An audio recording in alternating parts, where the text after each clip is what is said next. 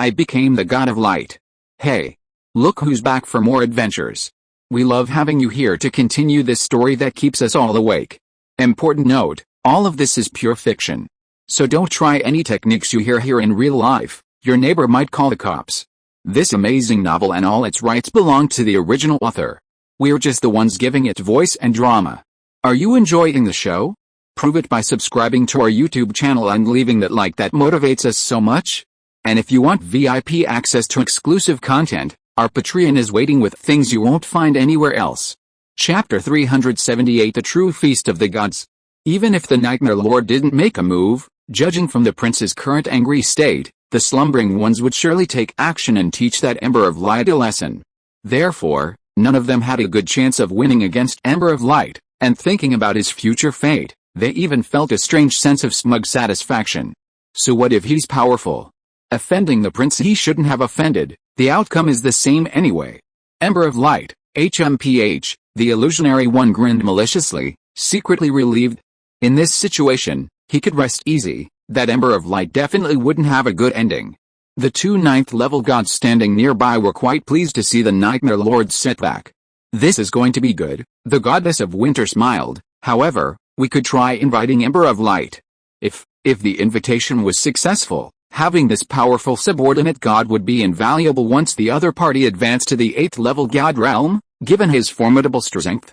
While she was thinking this, the Lord of Misfortune beside her thought similarly, immediately deciding to try inviting him. Perhaps that Ember's radiance isn't very strong now, but its role will be different after it advances. Not long after, as the matter came to a close, the 3 level 9 gods left, and the other gods also dispersed. However, although they left, the impact of this incident was not much less. In some corners, discussions about the matter could be heard from time to time. Some gods who were not present also learned what had happened through their discussions. Every god's first reaction was disbelief, followed by shock. Pink Spirit, who had left in a fit of rage, also overheard some information. How could this be? She was stunned, unable to believe what she heard. Level 8, number 1, as she spoke, fear flashed in her eyes. It's over, I've offended that Ember's radiance, because Su-Yun had taken an extra spot, becoming the 95th ranked Black Wolf. He sat in a gray chair, looking dazed. Ember's radiance, thinking about what had happened, he felt remorse. If he had spoken a few more words to Ember's radiance earlier and tried his best to please him, he would definitely have gained many benefits. At the same time, he was also somewhat proud that he had actually spoken to such a powerful being. Thinking about this, he remembered that Ember's radiance had offended the Nightmare Overlord. Hopefully, Ember's radiance can pull through. Compared to the unreachable Nightmare Overlord, Ember's radiance was more of his concern. Besides the gods who had contact with Su-Yun, the influence Su-Yun had created was unknowingly expanding. For example, right now, outside the arena of the God of War, Deception was a god who had just advanced from a level 7 god to a level 8 god. He had been working hard to advance before, so he had no idea what was happening here. Having just advanced to level 8, he was now full of pride, his heart filled with arrogance, looking at the other gods nearby, thinking they were nothing special. In order to make a grand announcement of his advancement, he naturally chose to enter the arena of the God of War. Before, he was only ranked 30th in level 7, a position that was neither high nor low. This time I'll show the other 7th level gods that I'm different from them. Thinking this arrogantly, he hurriedly entered the portal. He looked at the new name at number 17, Ember's Radiance. Deception was somewhat surprised. However, he didn't think much of it. Just a mere 7th level god, perhaps Ember's Radiance was worth his attention before, but now it was insignificant. Why bother with someone he could easily destroy? With this thought, he didn't bother to observe carefully and directly decided to challenge Ember's Radiance. To welcome my rebirth, let's have a magnificent manifestation. Deception, with an arrogant smile, chose the manifestation mode. As the stone wall lit up and the gray mist dissipated, the other gods who had been strolling around noticed this place. When they saw the challenging god, they were all shocked. Ember's Radiance, who's so bold, I admire him, even though he had offended the Nightmare Overlord. Ember's Radiance, as the undisputed number 1 god below the 9th level, was someone they had to acknowledge his power. Aside from the 9th level gods, none of the other gods were confident they could defeat this freak. Therefore, when they saw a god challenging Ember's Radiance, They were all shocked and felt it was unbelievable. In this situation, the news spread like wildfire, and in just a short while, 50 or 60 gods were standing outside the arena. They all wanted to see how confident this audacious fellow was. Could Ember's radiance be defeated? The gods became excited, all staring intently at the arena. Inside the arena, Deception looked at the projection that appeared opposite him and laughed arrogantly. To be defeated by me is your honor? Feel honored. As he spoke, looking at the projection in front of him, thinking of the 7th level god he had always thought was high and mighty, the one he could only look up to, who was about to be defeated by him, his eyes revealed excitement. The protective shield disappeared. Feel honored. Deception was about to continue laughing when suddenly, a golden light flashed in front of him, shooting towards them at extremely high speed. That terrifying speed.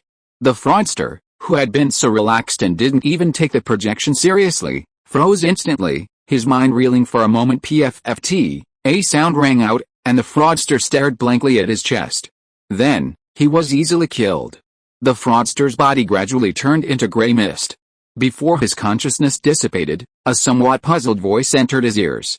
I thought he was so powerful, but he's just a piece of trash. Still bewildered and not understanding what had happened, the fraudster almost coughed up blood upon hearing this. What happened? Damn it! With a roar in his heart, everything went black, and his consciousness vanished. Even in death, he didn't understand why a 7th level god could unleash such power. In his days, he earned the honor of being the fastest 8th level god to be killed. Outside, a clamor arose. I thought he was so powerful. Just like that, incredulous shouts rang out, voices filled with disappointment and contempt. The 8th level god, the fraudster, who had just projected his consciousness and reborn outside the arena of the god of war, happened to hear these words. Instantly, his face flushed crimson, wishing he could disappear into a hole. He was utterly ashamed. In his shame and anger, he blurted out a question. This isn't normal. I've already advanced. I'm an 8th level god now. An 8th level god. How could I possibly lose to a 7th level god? He sensed something was wrong and loudly defended himself. But as soon as he spoke, the other 50 or 60 gods noticed him. A series of surprised murmurs arose. Oh, so you're a newly advanced 8th level god. Hearing their surprised words, Fraud instinctively puffed out his chest, a look of pride on his face. Then, the next second, his expression froze. No wonder he lost. That makes sense. He just advanced. Losing is normal. Fraud's face turned pale as he listened to the voices, his heart pounding with rage. This is normal? They call it normal for an 8th level god to lose to a 7th level god. I'm an 8th level god, you know what you're talking about. Fraud was about to retort when another voice rang in his ears. Even the 8th level god Anmian lost. It's perfectly normal for this guy to lose. He seems a bit arrogant. What? Fraud was stunned, thinking he had misheard, and subconsciously turned to look at the stone wall. Then, after seeing the 4th ranked name, he froze. 4th place, Ember of Radiance. Fraud couldn't believe it and immediately lowered his gaze to look down. 17th place, Ember of Radiance. 4th. 17th. Fraud looked up and down, completely dumbfounded. After a long while, after repeatedly asking, he finally understood what had happened. Fraud muttered to himself in a daze, I really lost to a 7th level god, an 8th level god losing to a 7th level god. At this moment, he felt the world was unreal, and he began to doubt his divine existence. The pride he felt from his advancement to 8th level god shattered instantly, leaving not a trace. But thankfully, thinking that even Anmian had lost, Fraud felt a little relieved. I'm not the first, thankfully. As this incident unfolded, the name Ember's Radiance grew increasingly renowned, reaching a point where almost everyone knew it. Of course, some ambitious individuals, seeing the growing fame of Ember's Radiance, became displeased. Undercurrents surged, divine stone space. After withdrawing his consciousness from the divine banquet, Su Yun was unaware of what had happened afterward, and he was currently pondering. My strength is still too weak. I must find a way to continue improving. Thinking this, Su Yun checked his divine spark. Within the divine spark space, countless threads of faith connected to the divine spark. Opening the small black sphere, more threads of faith connected. Su Yun checked the quantity. Over 12 million. Seeing this number, he was somewhat disappointed. Over 10 million is far too few. It doesn't meet the requirements for advancement. Thinking this, Su-Yun's gaze fell upon the newly appearing color at the bottom of the divine spark. Amidst a predominantly purple, a darkness as deep as a black hole appeared at the bottom of the divine spark. The next advancement requires 50 million, and I'm still short over 30 million. It's too slow, Su-Yun frowned. The glimpse of a level 9 god he'd seen before had increased his inner pressure and filled him with a sense of urgency. Unfortunately, even if he wanted to accelerate, it was useless. Due to the time difference, only a short time had passed in the real world, yet the rate at which these faith threads increased was already terrifying. It was just that his expectations were too high. Unless I can impersonate him again, I can accelerate again in a short time, Su-Yun pondered. After considering for a while, he thought, once I've dealt with things here, I'll go back to the modern world. Thinking of this, Su-Yun looked at the pale orange crystal in his hand. This thing has 2 passages. I've already experienced the ordinary one, the other. Su-Yun's eyes flickered. He had a guess about the ethereal and mysterious passage. Perhaps that passage was the legendary true banquet of the gods. It was rumored to be incredibly mysterious, a banquet for only a few members. If an ordinary gathering was already so powerful, that banquet of the gods must be incredibly mysterious and exaggerated. What kind of beings are inside? Su-Yun muttered to himself. Even ordinary gatherings have level 9 gods. This divine banquet. Su-Yun took a breath, his expression turning serious. Should I go in and take a look? He hesitated. Reason told him that with his current strength, it wasn't suitable to go in. Something unexpected might happen inside. But his emotional side couldn't resist his curiosity, wanting to see for himself. Su-Yun had a feeling that going in might yield some gains. But at the same time, the dangers would certainly be considerable. After hesitating for a long time, finally, I'll go in and take a look. Su-Yun gritted his teeth and made his decision. He still couldn't resist the unknown. Chapter 379 The Mysterious Feast of the Gods. After a moment's hesitation, Su-Yun's consciousness, guided by the pale orange artifact, re-entered its confines. A familiar feeling arose, one seemingly ordinary, the other filled with an ethereal and mysterious aura. 2 paths. Su-Yun hesitated for a moment, then chose to enter. His consciousness chose the ethereal and mysterious path, and instantly, that wisp of consciousness was sucked into it. A bizarre, chaotic, and distorted scene unfolded. He didn't know how much time had passed before Su-Yun felt a sense of weightlessness, and then regained his sense of body. Su-Yun opened his eyes and immediately sensed the abnormality of his body. He felt that his body had become incredibly large, filled with an eerie feeling. Looking down, he saw a large mass of black mist enveloping his body, forming an enormous black giant whose shape was indistinct.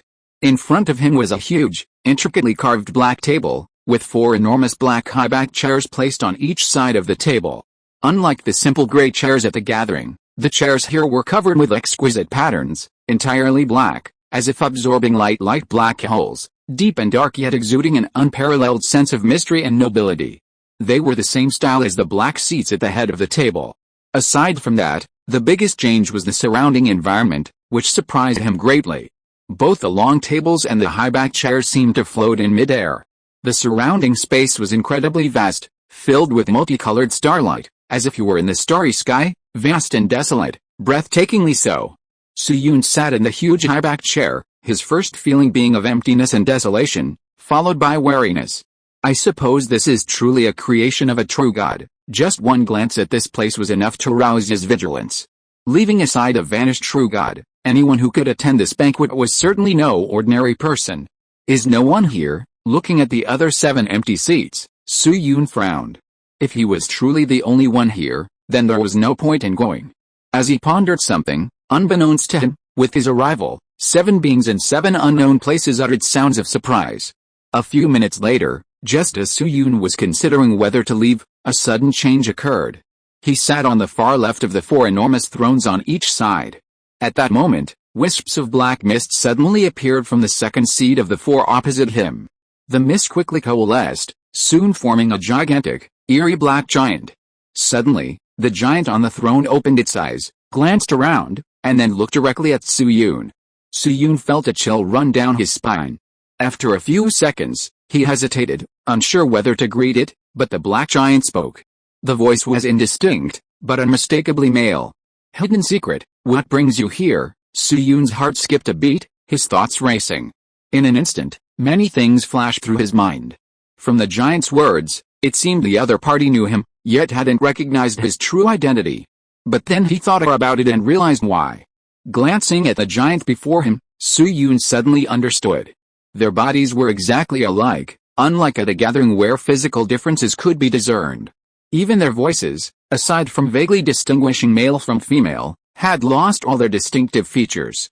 The thought of being able to distinguish male from female made him hesitate, unsure whether to speak. What if the giant's secret was a woman? Would speaking expose him? Before he could speak, the black giant continued, "Aren't you comprehending the rules, preparing for your advancement?" The concept of advancing through rules sent a shiver down Su-Yun's spine. His intuition told him that what the giant said was definitely not simple. Putting aside the rules, just the issue of advancement itself. Even ordinary gatherings have members at level 9. This mysterious banquet of gods, judging by the minimum standards, should have members at least level 9, which meant advancement to true god. Su-Yun secretly gasped, somewhat shocked. The black giant continued to shout, his voice seemingly laced with mockery, "You hidden secret, are you afraid to advance? Advancing to true god was dangerous." Su-Yun's eyes flickered, instantly deducing something from the information. Also, who exactly was this hidden secret this guy was talking about? The evil god? No, it couldn't be him. Hidden secret was suspected of being able to advance to true god. Such foundational strength meant he was definitely not a simple character. Su-Yun even guessed that the evil god might not have even entered this place, or perhaps he hadn't had time to enter before Su-Yun killed him. Judging from the giant's words, the pale orange crystal must have belonged to this guy called Hidden Secret before. However, for some reason, it ended up in the hands of the evil god, and after Su-Yun killed the evil god, it fell into his hands. "You've been so mysterious all this time, why aren't you saying anything?" the black giant said impatiently. "I hate guys like you who like to hide things," Su-Yun pondered. This hidden secret is very mysterious. After thinking about it, the giant's words made him hesitate, unsure whether to speak. Speaking out risked exposure, but remaining silent would only arouse greater suspicion. In an instant, his mind raced with various thoughts. Finally, he decided to speak. If the hidden person was a woman, he could only accept his bad luck or try to find another excuse. If that didn't work, he'd only lose a little consciousness, no big deal, at most he'd have to give up on this place. With that thought, he spoke before the black giant could unleash his fury. "The preparations aren't sufficient. I want to wait a bit longer." His voice was unremarkable, except for its masculine tone. The black giant was taken aback, his agitated emotions subsiding. Realizing what the secret was referring to, he chuckled, "Heh, you really are afraid of those true gods." Su-Yun's tense expression eased, and he breathed a sigh of relief. "Looks like the secret is a man. What good luck." As he breathed a sigh of relief, his heart skipped a beat upon hearing the black giant's words. This must be some huge secret. Why would true gods be afraid of them? Do true gods really exist in this world? Just as the black giant was about to say something more sarcastic, another giant quickly appeared in the seat next to him. A male voice rang out. "Warrior, the secret being cautious is right. If we fail, we won't have a second chance." This giant agreed with Su-Yun as soon as he appeared. "HMPH, Prophet, you're really slippery. You're the most cautious among us," the warrior mocked first, then continued, "If we're always this careful, when will we ever become true gods? I don't want to be a level 9 god forever. Even if we're much stronger than ordinary level 9 gods, being suppressed by those true gods, I live in constant fear, afraid they'll just devour me if they get excited." Prophet shook his head. "Until the final moment of advancement, to those beings, we're like a large insect, not much different. They won't notice you. You're overthinking it." "How? Who knows?" the warrior scoffed. "Perhaps some like to eat early. Food never has a choice." Prophet fell silent upon hearing this.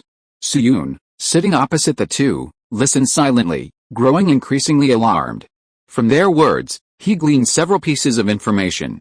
Judging from the warrior, the hidden one, and the prophet, they were using code names here.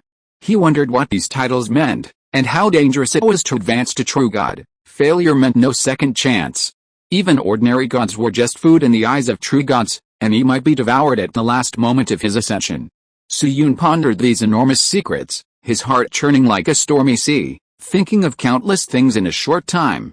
At this moment, the prophecy spoke again. "If you're afraid, You can choose to become a subordinate god of a true god when you advance. Do you think I'm stupid? The warrior said disdainfully. If I really became a subordinate god of a true god, I'd rather be devoured. Those subordinate gods, besides having more power, don't deserve the title of true god at all.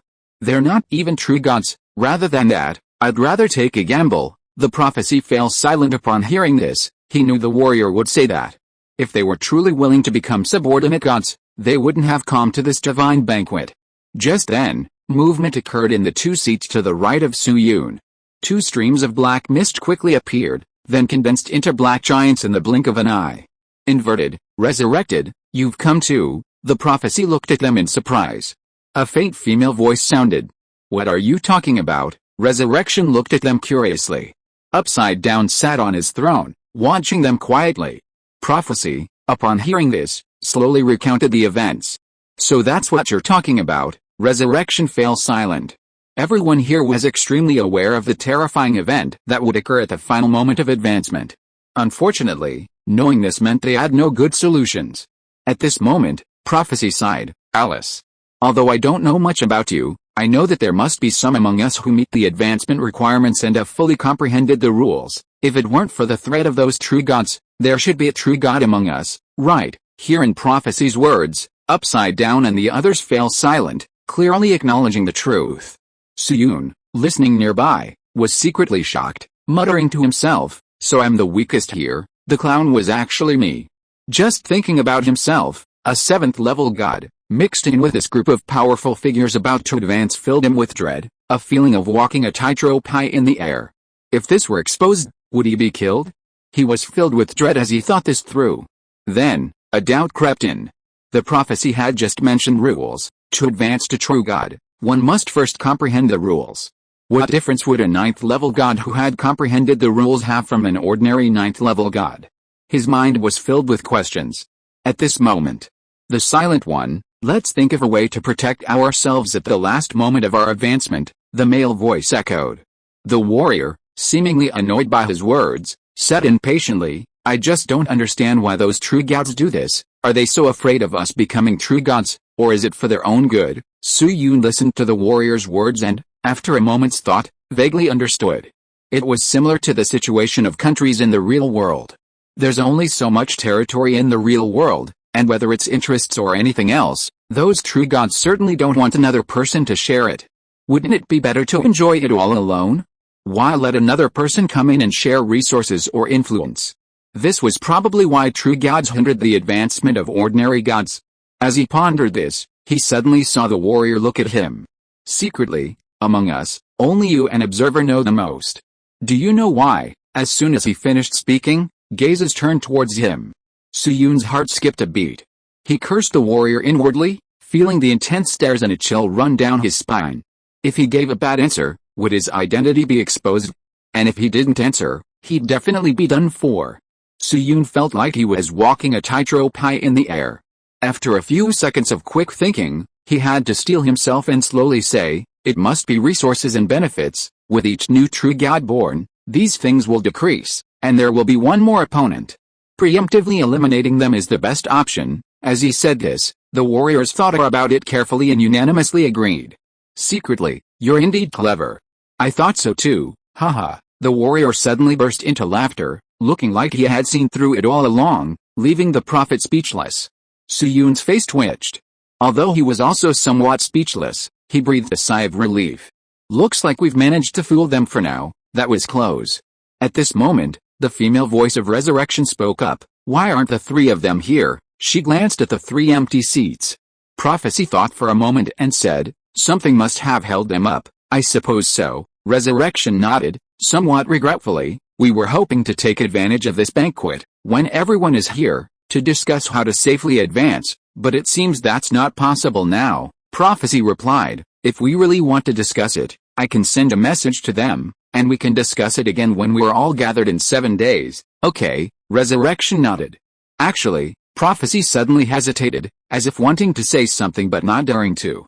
What do you want to say? Upside Down frowned. Actually, not everyone being here might not be without its advantages. I suspect. Prophecy's voice trembled slightly as she spoke. Resurrection and the others seemed to realize something. their expressions changing drastically. I suspect that a true god might have infiltrated among us.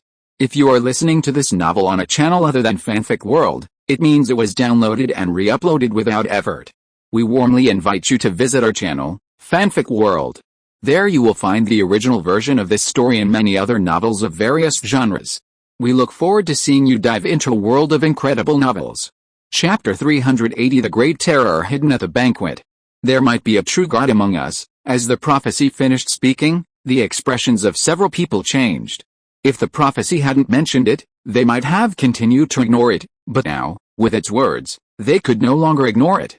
As members of the divine banquet, they weren't much less perceptive than the prophecy. They had also vaguely sensed what the prophecy had perceived.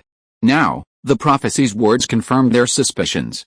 Seeing the silence of the group, the prophecy knew their thoughts and said with a wry smile, "It seems you've also sensed something. The nature of the divine banquet makes it impossible for us to see what everyone is really like under their disguises. As time has passed, I even suspect that some members tried to advance and then died at the hands of true gods. There's a possibility that the artifacts used to enter the divine banquet were obtained by those true gods, who then disguised themselves as the original members to enter." As the prophecy slowly spoke, even Su-Yun felt a chill, terrified by this terrible truth.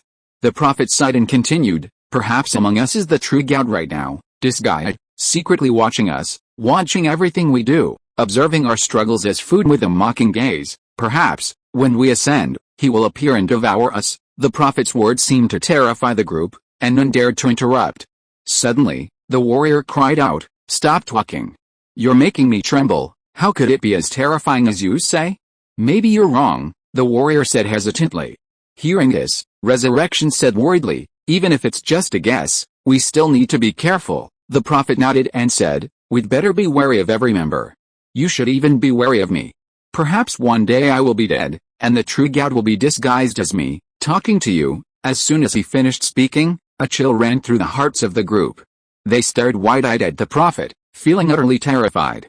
For a moment, Resurrection and the others became suspicious, their gazes towards each member changing, becoming extremely wary.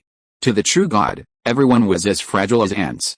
If what the prophecy said was true, then the true god would surely be watching them like playthings, watching them doubt each other, perhaps even finding it amusing. The resurrected beings, out of control, glanced around, their gazes finally settling on two people. For them, two targets were the most suspicious. One of them, without a doubt, was the prophecy itself. Just as it said, perhaps the true god was indeed impersonating him. This wasn't impossible. The true god might just have that kind of twisted sense of humor. They wouldn't let the prophecy's words stop them from suspecting him. In fact, their suspicions would only intensify. Besides the prophecy, gazes also turned to Hidden.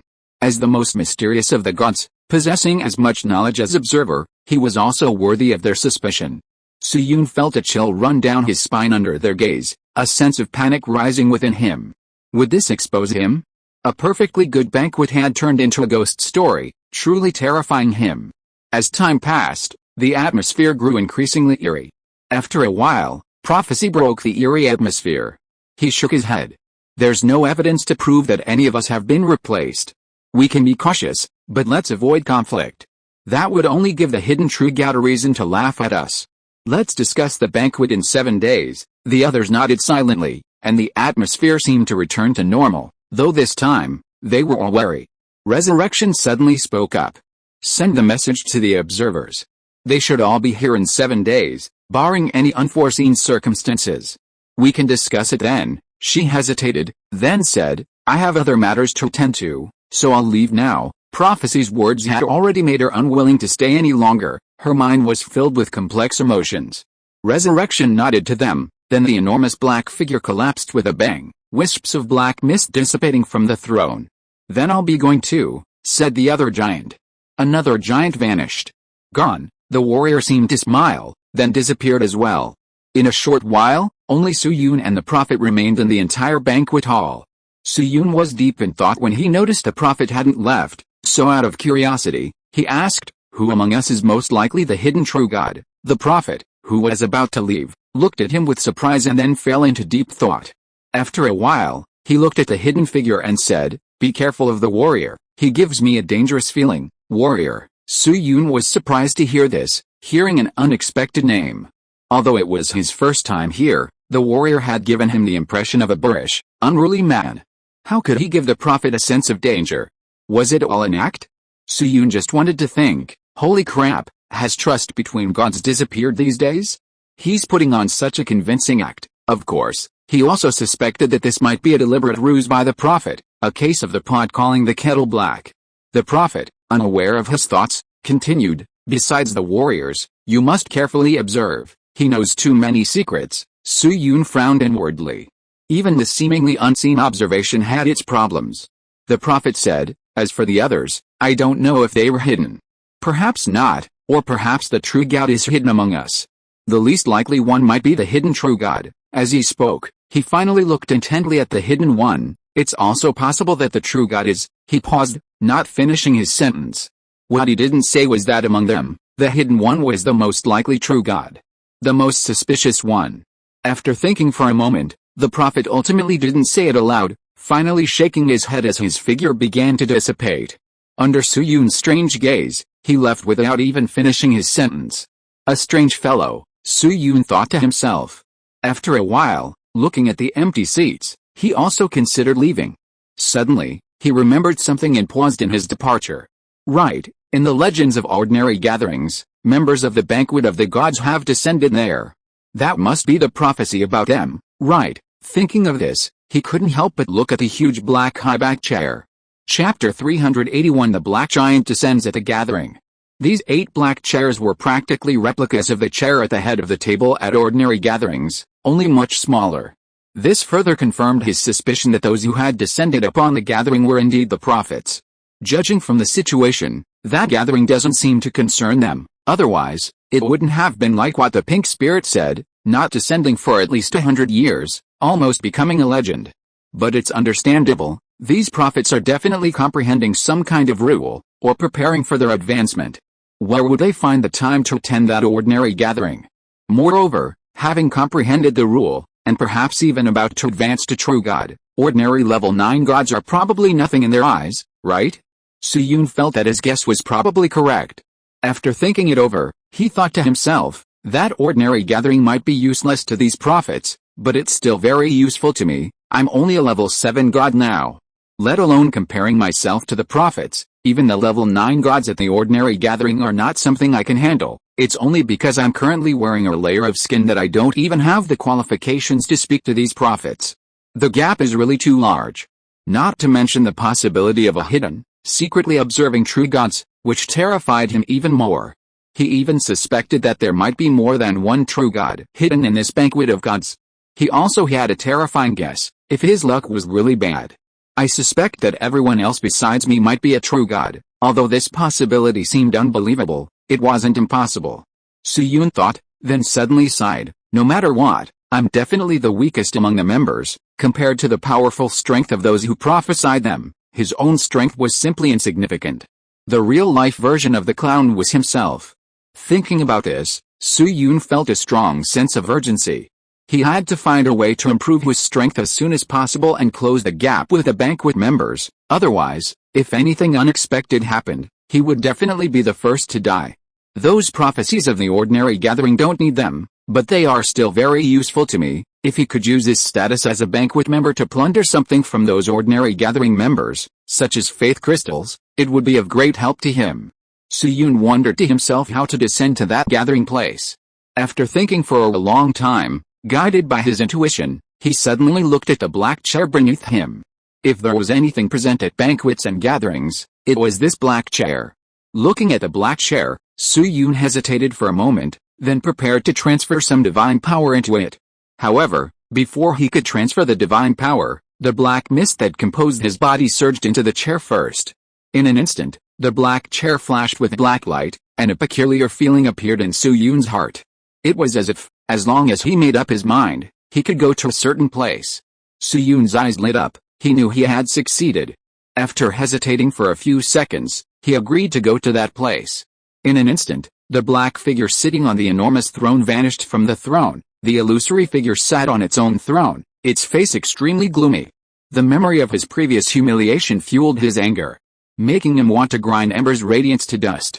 Damn it, if you've got the guts, don't come in, Illusion sneered. Offending the Nightmare Lord, let's see how you survive here. Thinking this, he couldn't help but feel a surge of anticipation, hoping Ember's radiance would enter and be ostracized and retaliated against by the slumbering ones. The mere thought of that scene filled him with secret pleasure. However, remembering that Ember's radiance must have seen the Nightmare Lord before leaving, could that guy be afraid and dare not enter? Illusion's expression darkened.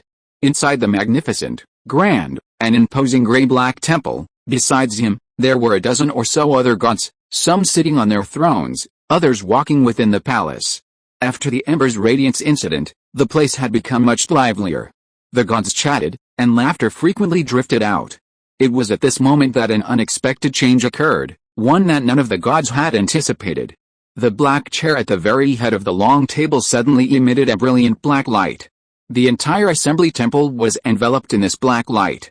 What's going on? What happened? This, including the phantom, they were all dumbfounded, staring blankly at the throne that had suddenly burst into black light.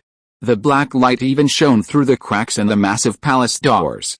The 20 or so gods who had been outside the arena of war were also stunned, their mouths agape as they watched the light shining through the cracks in the doors.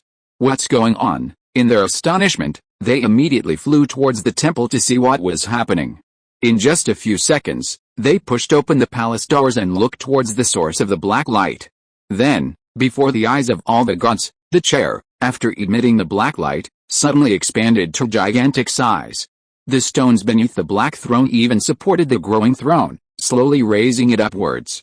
Finally, in the eyes of the gods, an enormous black throne, elevated by stone steps, appeared before them. Just as they were watching, deeply moved and confused, an even more shocking scene unfolded. Wisps of black mist appeared on the enormous seat. A gigantic figure, shrouded in black mist and whose features were obscured, sat upon the throne in the blink of an eye. A powerful sense of oppression emanated from the black giant's majestic body, making the surrounding environment feel suffocating, even for the gods. This is, whether it was an illusion or any other god, their minds went blank for a moment in shock. They were first stunned and confused, then they realized something and exclaimed in surprise. A member of the divine banquet, what? A member of the divine banquet, they all understood now, they were all familiar with this legend. Suyun opened his eyes and was somewhat surprised by the scene before him. This was indeed the gathering place, but his vision was somewhat impaired. Everything in front of him had shrunk, including the exclaiming gods. In his eyes, they were all very small. Even the size has changed, Suyun said, somewhat surprised. Just as he finished thinking this, he suddenly saw something and looked down in a certain direction. As the giant's gaze fell upon him, the phantom felt an even stronger sense of oppression wash over him. Sitting in the gray seat, he cried out in fright. Why did the black giant's gaze fill him with such fear? Chapter 382 Banquet Members. Why is he looking at me? The illusory figure felt a tremor in his heart.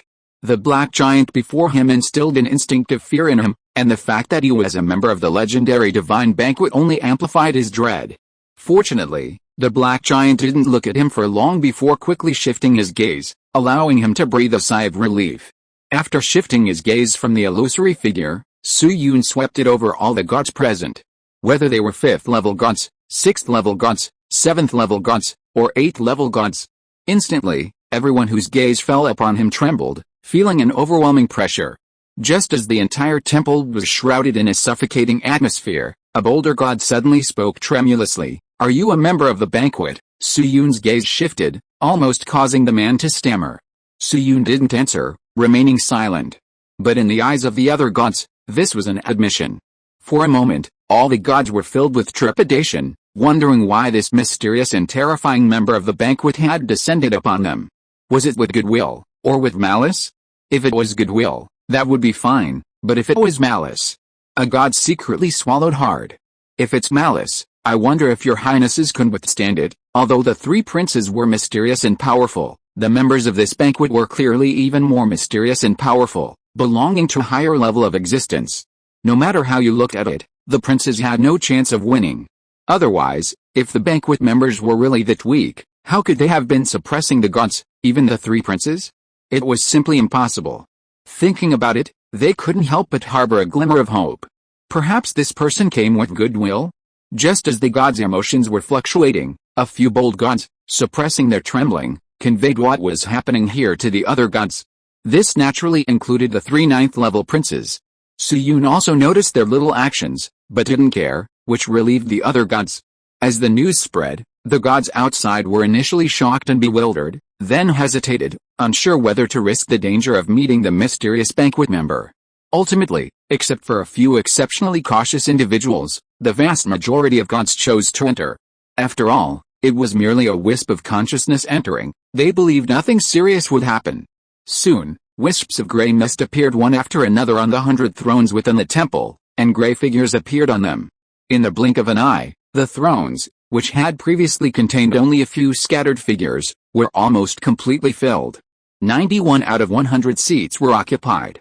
Even Black Wolf and Pink Spirit, who had interacted with Suyun before, took their places. The entire gathering temple was incredibly lively. Of course, despite the large number of gods present, the 3 gods in the very front row were the most conspicuous.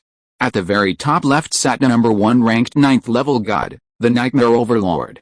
To his right sat the number 2 ranked Lord of Misfortune.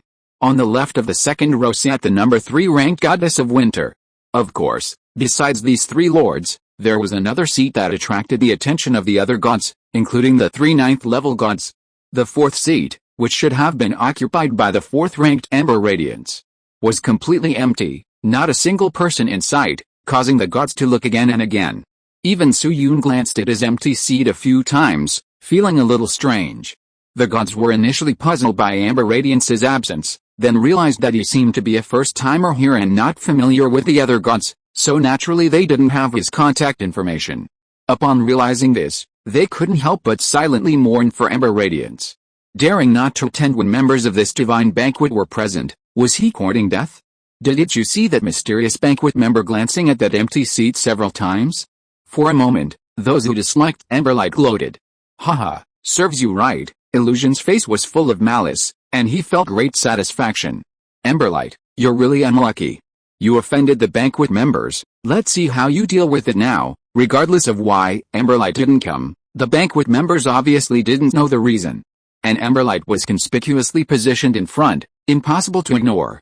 Needless to say, this would definitely arouse the dislike of the banquet members.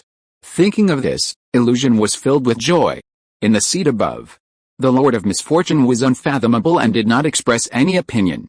The Goddess of Winter looked at the empty seat, her heart filled with regret. Such a great opportunity, and he didn't even seize it.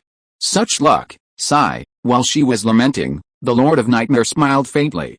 He also thought that Amberlight would definitely arouse the dislike of the banquet members. However, neither the gods nor the 3 level 9 gods would have expected this at this moment. The object of their pity or schadenfreude was now seated high on a divine throne, watching them with great interest. As for their ill will, that was simply wishful thinking. They couldn't possibly hate themselves, could they? Just as the gods were lost in their own thoughts, seeing that everyone who was supposed to arrive had arrived, the 3 ninth level gods sitting at the head of the table all turned their gazes to the black giant. Despite the gray mist obscuring the view, Suyun could still sense the fervor in their eyes, which surprised him. Before he could figure out what was going on, the Nightmare Overlord, sitting in the first seat, suddenly asked in a slightly respectful tone, "May I ask which your majesty has arrived?" "Your majesty." Suyun was truly surprised this time. Besides the surprised address, he also gleaned an implication from the Nightmare Overlord's words. This guy must have seen the other members and knew that the one who had descended was not the original member. "The address of your majesty," Nightmare Overlord caused the gods to secretly gasp. Thanks to their divine gifts, they easily grasped the meaning of this term, a title far more noble than your highness. Moreover, it was uttered personally by the Nightmare Sovereign, whose attitude undoubtedly revealed a fact. In the Sovereign's view, this being's status was clearly higher than his. In other words, even the Nightmare Sovereign himself felt inferior to this being. A series of gasps echoed faintly within the temple. Suyun pondered for a moment, then spoke calmly, "You may call me Hidden." His voice, indistinct except for a faint masculine tone, resonated throughout the temple. Hidden. Chapter 383 The Hidden Crown Prince. As soon as the words were spoken, all the gods, including the 3 ninth level gods, secretly memorized the title. "So it's His Highness the Hidden," the Nightmare Sovereign exclaimed, rising from his throne. The Lord of Misfortune and the Goddess of Winter followed suit. Then, to the astonishment of the gods, they bowed to Suyun. "Welcome to His Highness the Hidden."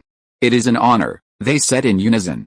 Hiss, gasps of astonishment could no longer be concealed, some even cried out in surprise.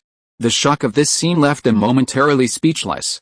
They could hardly believe it, even wondering if they were dreaming. How could they witness such an unbelievable scene? The three princes were treating the banquet members with such respect. What's so special about the banquet members? The three princes are all 9th level gods, yet, the strength of this His Highness the Hidden, could it be? At this moment, nothing could express the shock in the gods' hearts. Some of the quick-witted and clever ones stood up hastily as the three princes bowed, also bowing towards Suyun and shouting, "Welcome, Your Majesty the Hidden Ones." Seeing this, the other gods could no longer remain seated. While secretly cursing this cunning fellow, they also quickly stood up and shouted in unison, "Welcome, Your Majesty the Hidden Ones." The overlapping voices echoed throughout the entire temple, creating an indescribable sense of awe. Suyun, at least, was stunned, staring at the three 9th level gods bowing in salute, and the more than 80 other gods who were doing the same. He admitted that he was now feeling a little flustered. Should we really make such a grand spectacle of 3 level 9 gods, and even other deities bowing to him?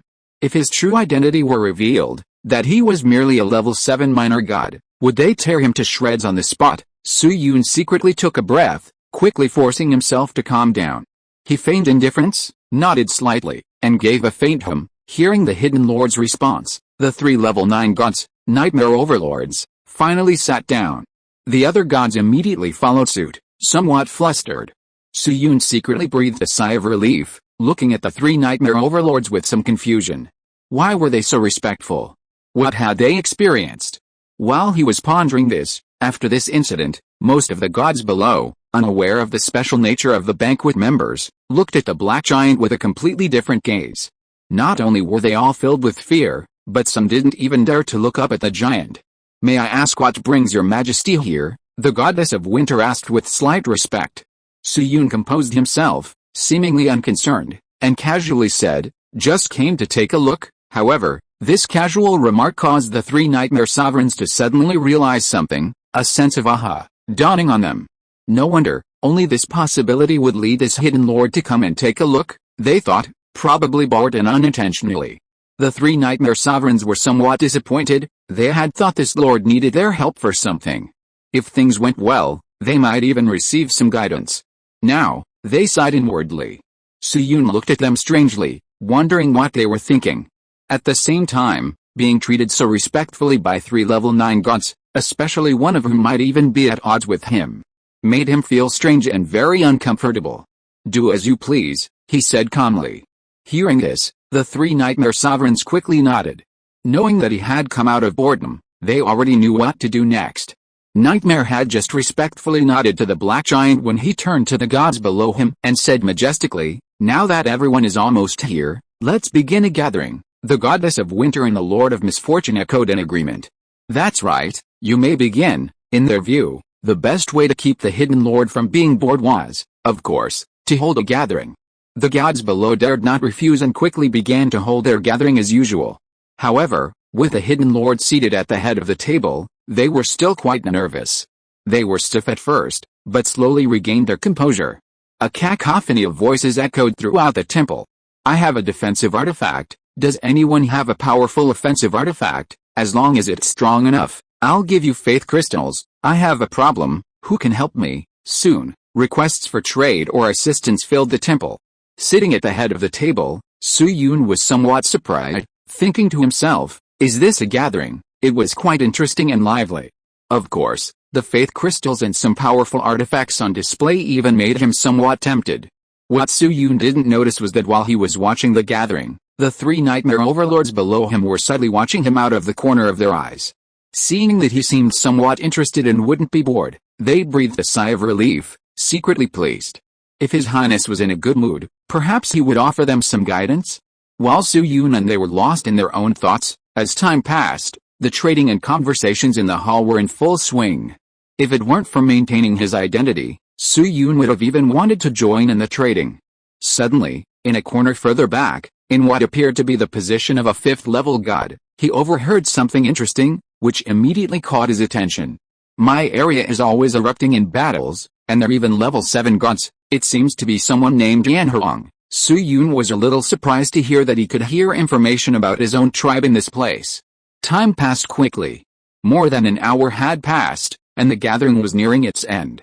Su-Yun was watching with great interest, while the 3 nightmare overlords below were getting a little anxious. Should we speak up? The goddess of winter bit her lip. The Lord of Misfortune hesitated, unsure whether to ask. This is such an opportunity to ask for advice, but he was afraid of offending this member of the banquet. The nightmare overlord was similarly anxious. Thanks to Black Cat in the Rain for the 500 coin reward.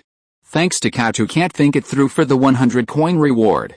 I've discovered that I'm the king of procrastination. Coo. Be gentle, don't make the water too hot.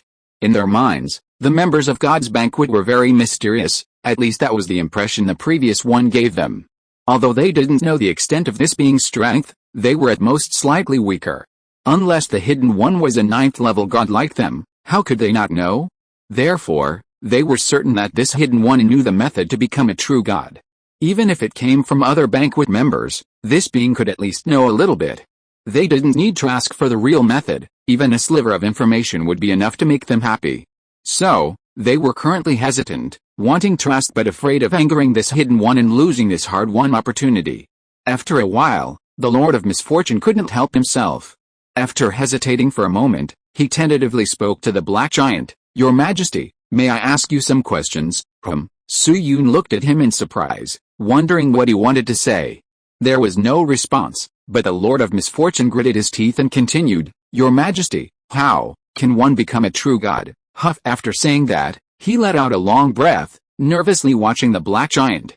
Not long after he finished speaking, the conversation gradually stopped, and the entire temple quickly fell silent.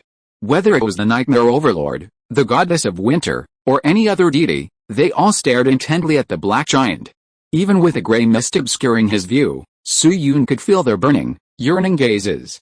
However, upon hearing the question, Su-Yun outwardly appeared calm, but inwardly he was speechless. If I knew, he was just thinking, how could he possibly know? He was merely a minor god of the 7th level, how could he possibly know the secrets of the 9th level? Suddenly, he remembered a piece of information he had overheard at the banquet. Rules. Was it about comprehending one's own authority? Due to insufficient specific information, Su-Yun could only come up with this most likely guess. However, according to his estimation, it should be close enough. After understanding this, Su-Yun felt the gazes fixed upon him and frowned inwardly. He began to consider whether to speak of this matter. After a few seconds, he rejected the idea in his heart. He couldn't say it. Since the prophet deities hadn't revealed the secret of comprehending authority, it proved that this information was definitely only circulating within a small circle. Why should he be a good person and do something that benefits others but not himself? Leaving the news of his ascension to true godhood aside, he was currently just a mere 7th level minor god. Even if he was invincible in the modern world, in this other world he was at best a large grasshopper, the kind that could be easily crushed. If this news leaked out, not to mention the other gods, Su-Yun feared that the Nightmare Overlord, who was eagerly watching him, would crush him the first thing after becoming stronger, and then he would be doomed. Until he achieved true godhood and had the ability to protect himself, he wouldn't consider revealing it. Su-Yun shook his head slightly. Seeing the Black Giant shake his head, whether it was the Nightmare Overlord, the 3 9th level gods, or the other expectant gods, they were all disappointed, and resentment grew uncontrollably in their hearts. The Goddess of Winter, somewhat desperate, asked sadly, why. She was almost driven to the brink of collapse by the hopelessness of advancement. The Nightmare Overlord and the Lord of Misfortune were similar. Even knowing they shouldn't, an uncontrollable surge of resentment rose within them, tormenting their hearts.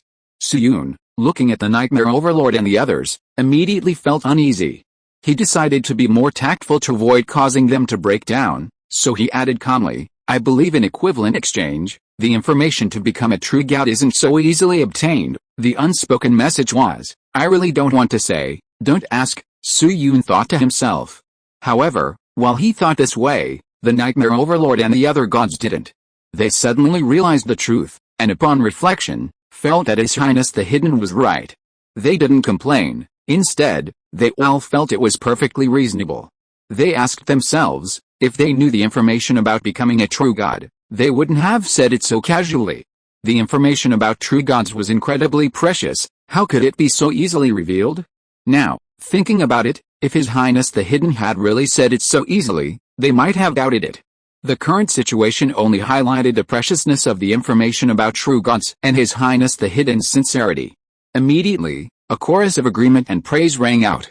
His Majesty is right, we were mistaken. Yes, this kind of news shouldn't be casually uttered, that's more like it. Su-Yun looked at the gods, whose previous somber atmosphere had vanished after being rejected, and his expression turned somewhat strange. The three nightmare sovereigns, realizing they understood, exchanged glances and, as if on cue, began to act. The gods and Su-Yun stared at them in astonishment, only to see them suddenly wave their hands, and a large pile of things appeared on the gray long table. A large pile of crystal clear, seemingly made of crystal, faith crystals appeared on the long table. As soon as they appeared, a powerful wave of faith energy spread out, causing all the gods to jump in surprise, staring in shock at the faith crystals on the long table. The Nightmare Overlord, somewhat embarrassed, pointed to a small mountain of faith crystals and spoke first. Your Majesty, I have 1,000 level 9 faith crystals here. I hope to use them to exchange for a way to improve my strength. As he spoke, looking at the faith crystals he was about to give away, he felt a pang of heartache. 1,000. Even if he wanted to accumulate so many level 9 faith crystals, it would take him decades. Giving them away directly made him feel the pinch. For the information to improve my strength, these are all worthwhile, the Nightmare Overlord told himself, finally stopping his heartache. The Goddess of Winter and the Lord of Misfortune, standing nearby, froze upon seeing the Nightmare Overlord's pile of faith crystals. They subconsciously glanced at their own piles of faith crystals, then at the Nightmare Overlord's, which was clearly larger and contained far more, and immediately felt a sense of foreboding. Noticing that the Nightmare Overlord spoke and that his hidden lord glanced over, seemingly oblivious to their presence, they quickly and discreetly took out another 200 or 300 faith crystals to make up the missing amount. Very good. Looking at the three almost identical mountains of faith crystals, indistinguishable from one another, the Goddess of Winter and the Lord of Misfortune smiled with satisfaction. Especially since his hidden lord hadn't yet looked over. They breathed a sigh of relief. Even their initial heartache had lessened considerably. Chapter 385 The Art of Deception. Your Majesty, I'm willing to exchange these for you, said the Goddess of Winter. Me too, echoed the Lord of Misfortune. The 3,000 level 9 faith crystals on the table stunned the gods, who gasped in shock at the sheer quantity. Even Su-Yun, who was about to refuse, instinctively stopped himself from speaking. 3,000 level 9 faith crystals, he thought in astonishment. He had never seen such a quantity before, and even he was tempted. As expected of level 9 gods, they're all easy prey. Subconsciously, he began to think that with so many faith crystals, if he used blessing spells to enhance his strength, then, even level 9 gods wouldn't be a match for me. He was absolutely certain of this. Moreover, the most important use of these faith crystals for him wasn't to keep them as a trump card, but to fulfill a role he had always wanted to play. Previously, due to insufficient strength, he couldn't even play the role. With these faith crystals, he barely qualified. If he succeeded, the believers wouldn't just flood the market with these faith crystals, and then things wouldn't be so great. Thinking of this, all these benefits made him want to refuse, but, to be honest, Su-Yun frowned slightly. He quickly considered the pros and cons while he was pondering. The three Nightmare Overlords felt a jolt in their hearts. Isn't this enough? These faith crystals were almost half of their wealth, and they needed to consume them regularly, so they couldn't keep accumulating them indefinitely. They asked themselves if this amount was enough to buy some information, but judging from the Hidden Lord's appearance, it wasn't enough, or perhaps the Hidden Lord was unwilling to reveal the secrets of the true God. So not all the banquet members are good, even this Hidden Lord is just a stingy fellow. Thinking of this, they were filled with grief and indignation. Of course, that's what they thought, but they dared not show it, their heads slightly lowered. However, their unconsciously clenched hands clearly revealed their feelings.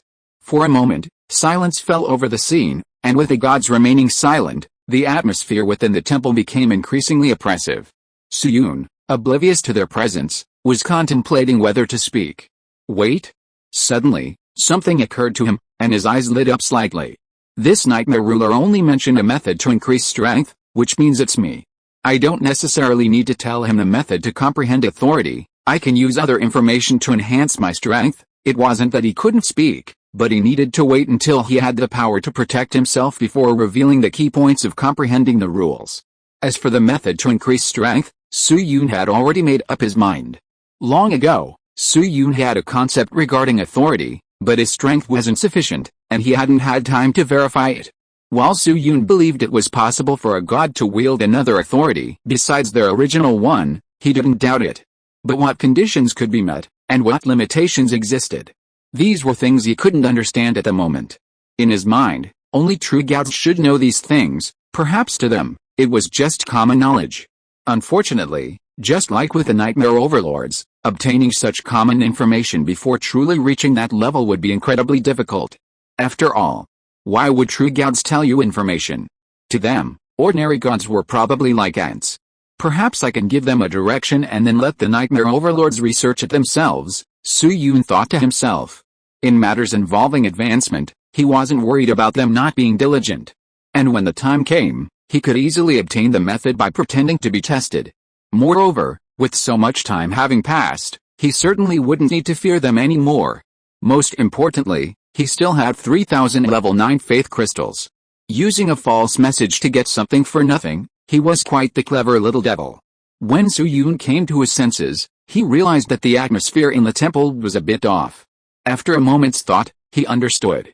Just as the gods were trembling with fear, and the three nightmare lords felt that His Highness the Hidden was stingy and unwilling to reveal the information, and were filled with indignation, suddenly, an indistinct voice echoed softly. Since you want to know, I can tell you a little. However, the knowledge of true gods is extremely precious. What you've paid is only enough for me to tell you a little. Whether you succeed or not depends on yourselves. Su-Yun spoke mysteriously. What? The Nightmare Lord exclaimed in disbelief. Your Highness, you agreed, really? The Lord of Misfortune exclaimed in surprise. I thought your Highness was unwilling. The Goddess of Winter quickly stopped herself.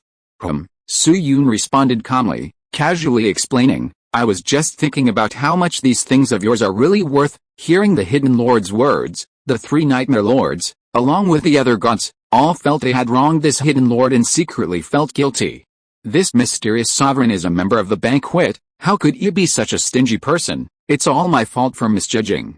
Did he say it was an equal exchange? The more the gods thought about it, the more they felt they had been petty. Su-Yun listened to the whispers and his lips twitched slightly. No, you're not mistaken. I am that kind of stingy person. Su-Yun sighed. These gods are really clever. They saw through my thoughts so quickly. Impressive. After the gods quieted down, facing the faintly burning gazes of the nightmare sovereigns, Su-Yun pondered for a moment, then decided to reveal the most likely and least difficult part. He looked at the nightmare sovereigns and asked knowingly, what is the authority you possess? Upon hearing this, the gods perked up and listened attentively to his charade.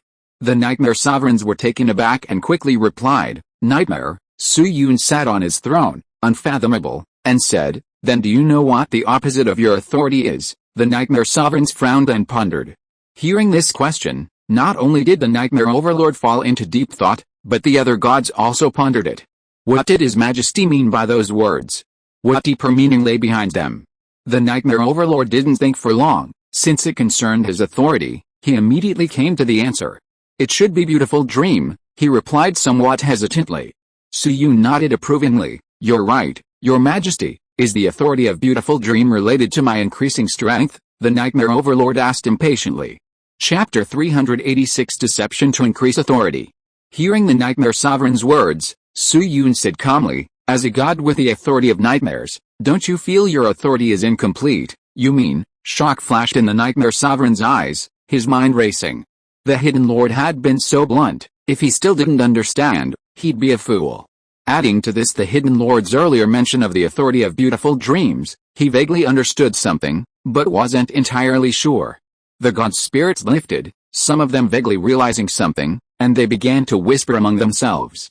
Concerning authority, to ascertain his thoughts, the nightmare overlord continued, Your Majesty, could you explain more clearly? Su-Yun said, since you have mastered nightmare, continue to master Beautiful Dream. Your authority will then become complete. If the authority can be unified, you will be the god of dreams, controlling all dreams in the world. In his mind, Acquiring another authority that is related to his own should be much easier, with the highest success rate. At least it would be easier than acquiring another unrelated authority. Boom. Upon hearing this, all the gods suddenly understood what His Majesty meant, and were all shocked. This, the completeness of authority, they were shaken. Just from His Majesty's words, they could imagine how powerful the Nightmare Overlord, who possessed the authority of nightmare, would become if he obtained the authority of beautiful dream and truly became the god of dreams. The Nightmare Overlord's expression changed drastically, overjoyed but also somewhat annoyed. How could I not have thought of that? Having never considered that authority could increase, he had never considered this possibility. Now, with the Hidden Lord's mention of it, his ambition was ignited. As for whether he believed it or not, he had no doubt whatsoever, because it perfectly aligned with his desire to increase his strength. With complete authority, strength would definitely increase. Moreover, this was said personally by the Hidden Lord. How could it be false? He was certain. The only dream god on the world is me, he declared firmly in his heart. The goddess of winter and the lord of misfortune, upon hearing that the Nightmare Lord's authority would become complete, their expressions shifted repeatedly, filled with both jealousy and intense apprehension. However, besides this, some extravagant hopes arose within them, especially the Lord of Misfortune, who felt he was very similar to the Nightmare Lord. Was there a possibility that this was also possible? Thinking of this, the Lord of Misfortune hurriedly asked, "Hidden Lord, what about me, you?" Su-Yun glanced at him, his heart skipping a beat as he thought of this guy's misfortune authority. As the Lord of Misfortune finished speaking, the gods fell silent, all becoming serious, eager to hear what the Lord of Misfortune would gain once his authority became complete. "What is your authority?" Su-Yun asked knowingly. "Misfortune," the Lord of Misfortune quickly replied. Upon hearing this, Su-Yun suddenly exclaimed, "If your authority could become complete, even I would have to be amazed." Misfortune's eyes lit up. The Nightmare Sovereign, listening to the words of the Hidden Lord, suddenly had a bad premonition. He had never received such praise before, so why did the Lord of Misfortune receive it? He felt somewhat resentful. The goddess of winter, looking at the two of them, was almost contorted with jealousy. Her voice, indistinct, continued, "You possess the authority of misfortune, and the opposite is fortune. If you can gather them together and combine them into one, you may obtain the mysterious and unpredictable authority of destiny. Judging from the appearance of the authority of misfortune, the authority of destiny must be suspended, otherwise, this kind of misfortune authority split from destiny wouldn't appear." "Fate," the Lord of Misfortune murmured to himself. The other gods, including the Lord of Nightmares, paled in horror. The moment the name of this authority was uttered, they vaguely understood its concept, and a great terror arose in their hearts. For a moment, the gods' gazes towards the Lord of Misfortune were filled with apprehension. The Lord of Misfortune, however, remained oblivious, still reveling in his newfound joy. Su-Yun, seated high on his divine throne, took in the sudden shift in the atmosphere within the temple and knew what they were thinking. To be honest, even he would fear the authority of fate. No, perhaps even true gods would fear it. They will not allow this authority to be born. Su-Yun looked at the Lord of Misfortune with pity. If the authority of dreams might still be possible, the terrifying authority of fate was almost impossible. From the blessing spells, Su-Yun already knew the horror of fate. Blessing spells are merely a matter of good luck, but even that is terrifying. Imagine the power to control the fate of gods and humans. How terrifying would that be? This power of fate is like a curse. It's estimated that only through a split can one ascend to true godhood. Su-Yun estimated that the Lord of Misfortune is currently alright, but if he were to covet the power of fate, his death would be the moment he ascends to true godhood. No true god wants a hidden hand lurking behind the scenes, manipulating everyone like puppets. Only true gods can truly wield this power, Su-Yun murmured to himself, and it has to be a secretive grasp, otherwise even a true god would be in trouble. True gods are immortal, but not invincible. Therefore, in Su-Yun's view, the Lord of Misfortune has no possibility of mastering the power of fate. Even he himself, if truly determined, would have a higher chance of mastering the power of fate than the Lord of Misfortune. He possessed a blessing spell, barely managing to gravitate towards the power of fortune, and could even acquire artifacts of destiny in the real world. If he knew how to obtain new powers, with some manipulation, he might be able to secretly acquire the power of destiny.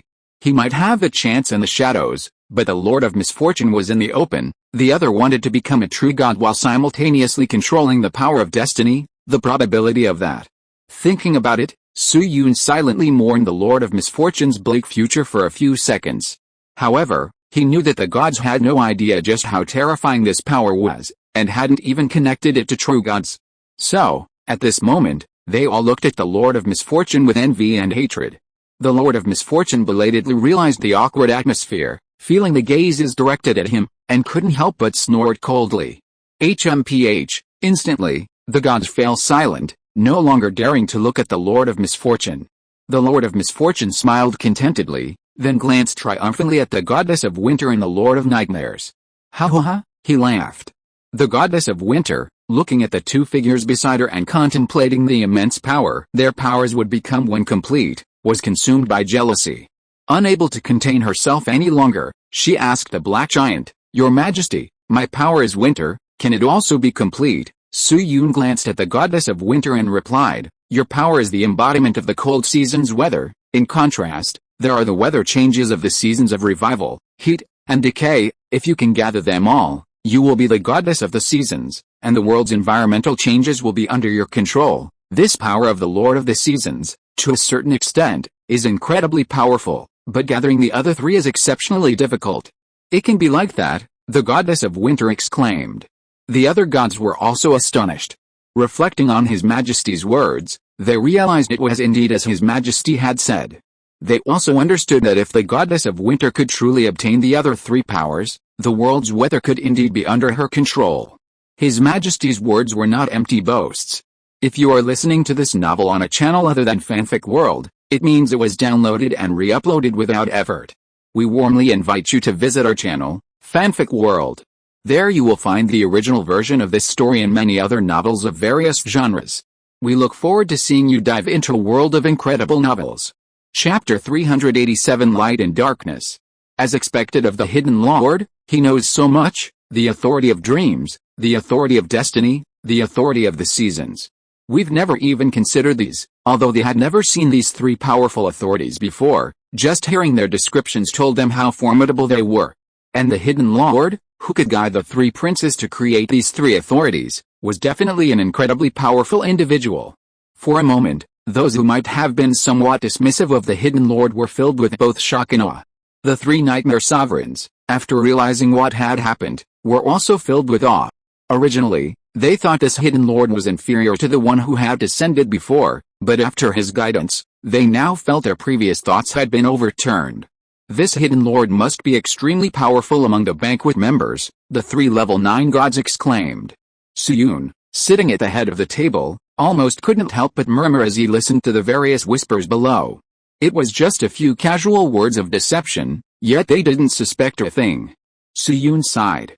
The most sophisticated deception in the world is when you sell someone out, and they still count the money for you and are grateful. Just as the gods were worshipping the Black Giant, the Nightmare Lord hesitated for a moment, then suddenly asked the most crucial question. "Your Majesty, how can we obtain new authority?" The gods' breath caught in their throats, and they became extremely alert. How could I have known that Su-Yun wanted to say that? But after thinking for a moment, I coldly replied, "What you've paid is only enough for what you'll get." In an instant, the three Nightmare Lords were filled with disappointment and resentment. Indeed, the information they had received earlier had already given them a great deal. Were they still not greedy enough? But even as they thought this, their hearts were filled with resentment. As long as they had the final key, they could become stronger. Unwilling to accept this, the Nightmare Lord waved his hand again, taking out the remaining faith crystals. The crisp sound of the faith crystals colliding rang out, attracting the gods' attention.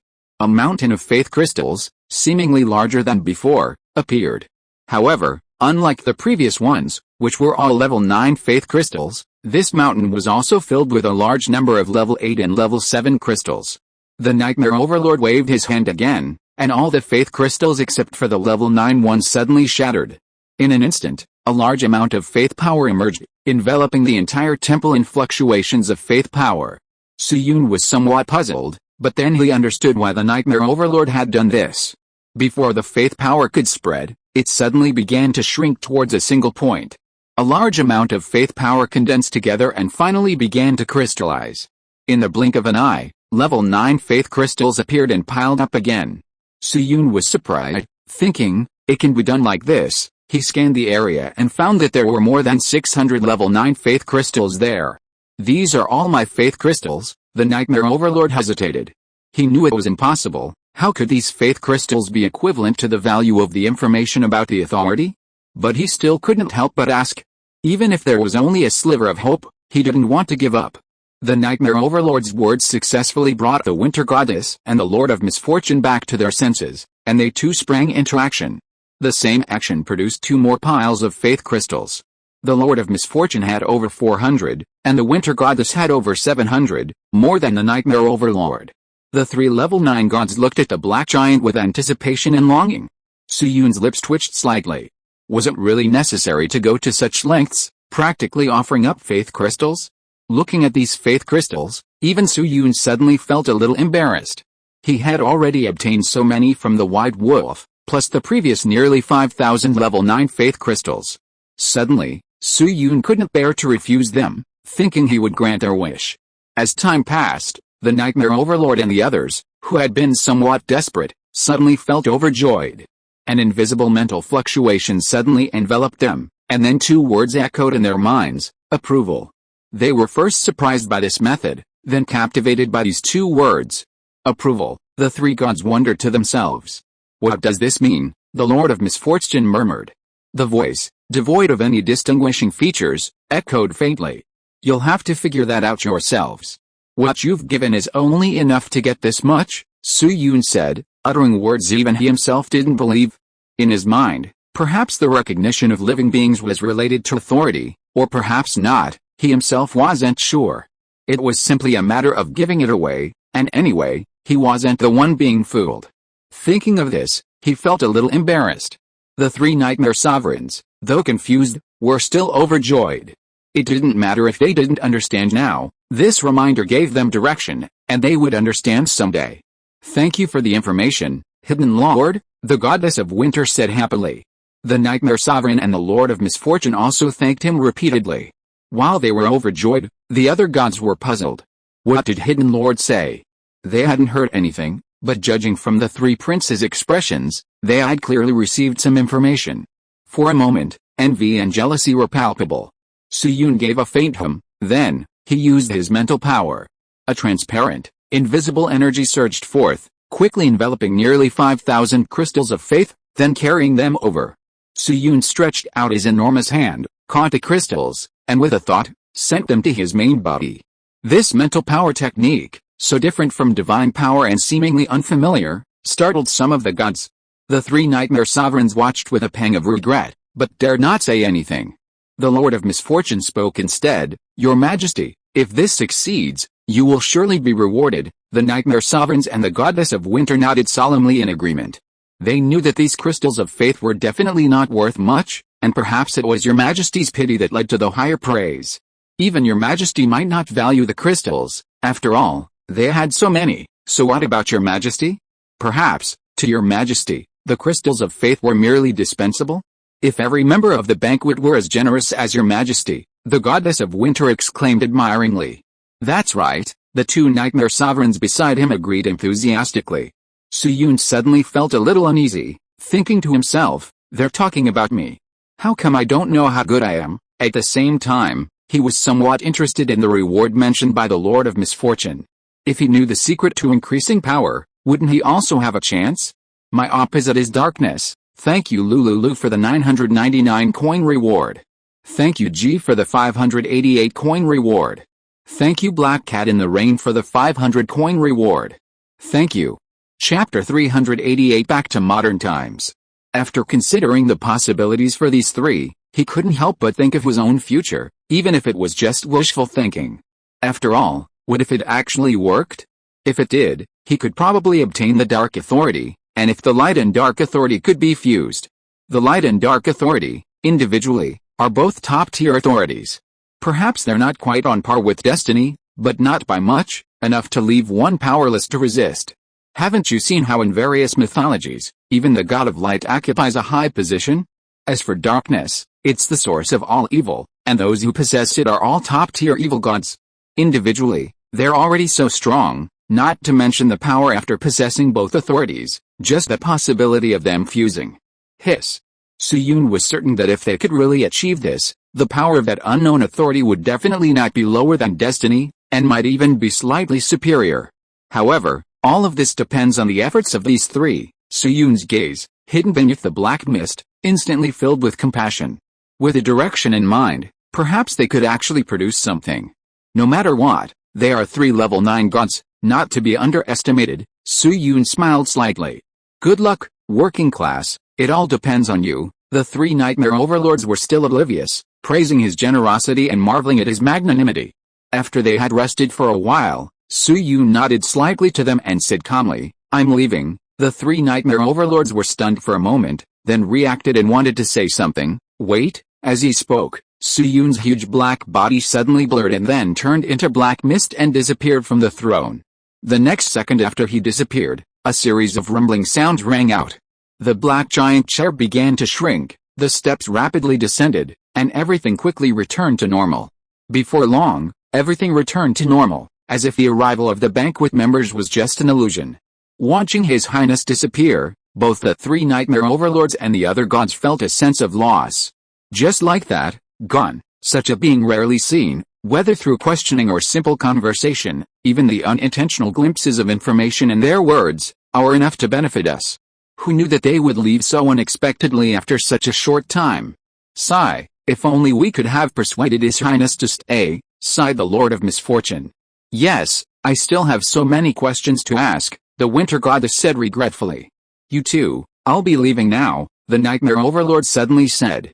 He was already eager to research how to increase his authority, he had no time to stay here.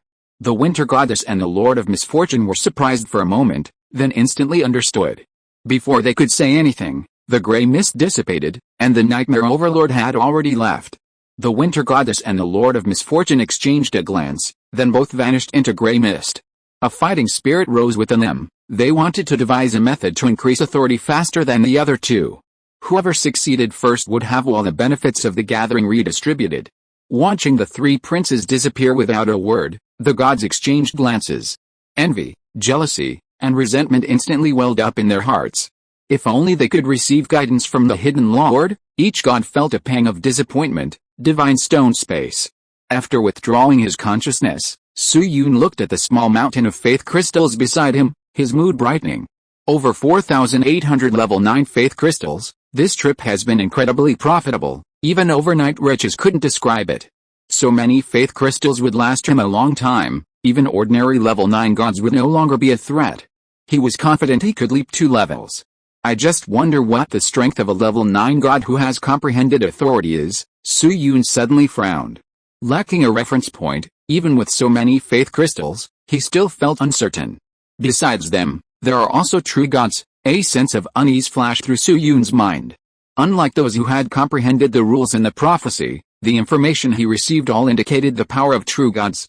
Even in their own prophetic exchanges, they mocked themselves, saying they were like insects in the eyes of the true gods. This shows the immeasurable gap between the true gods and them.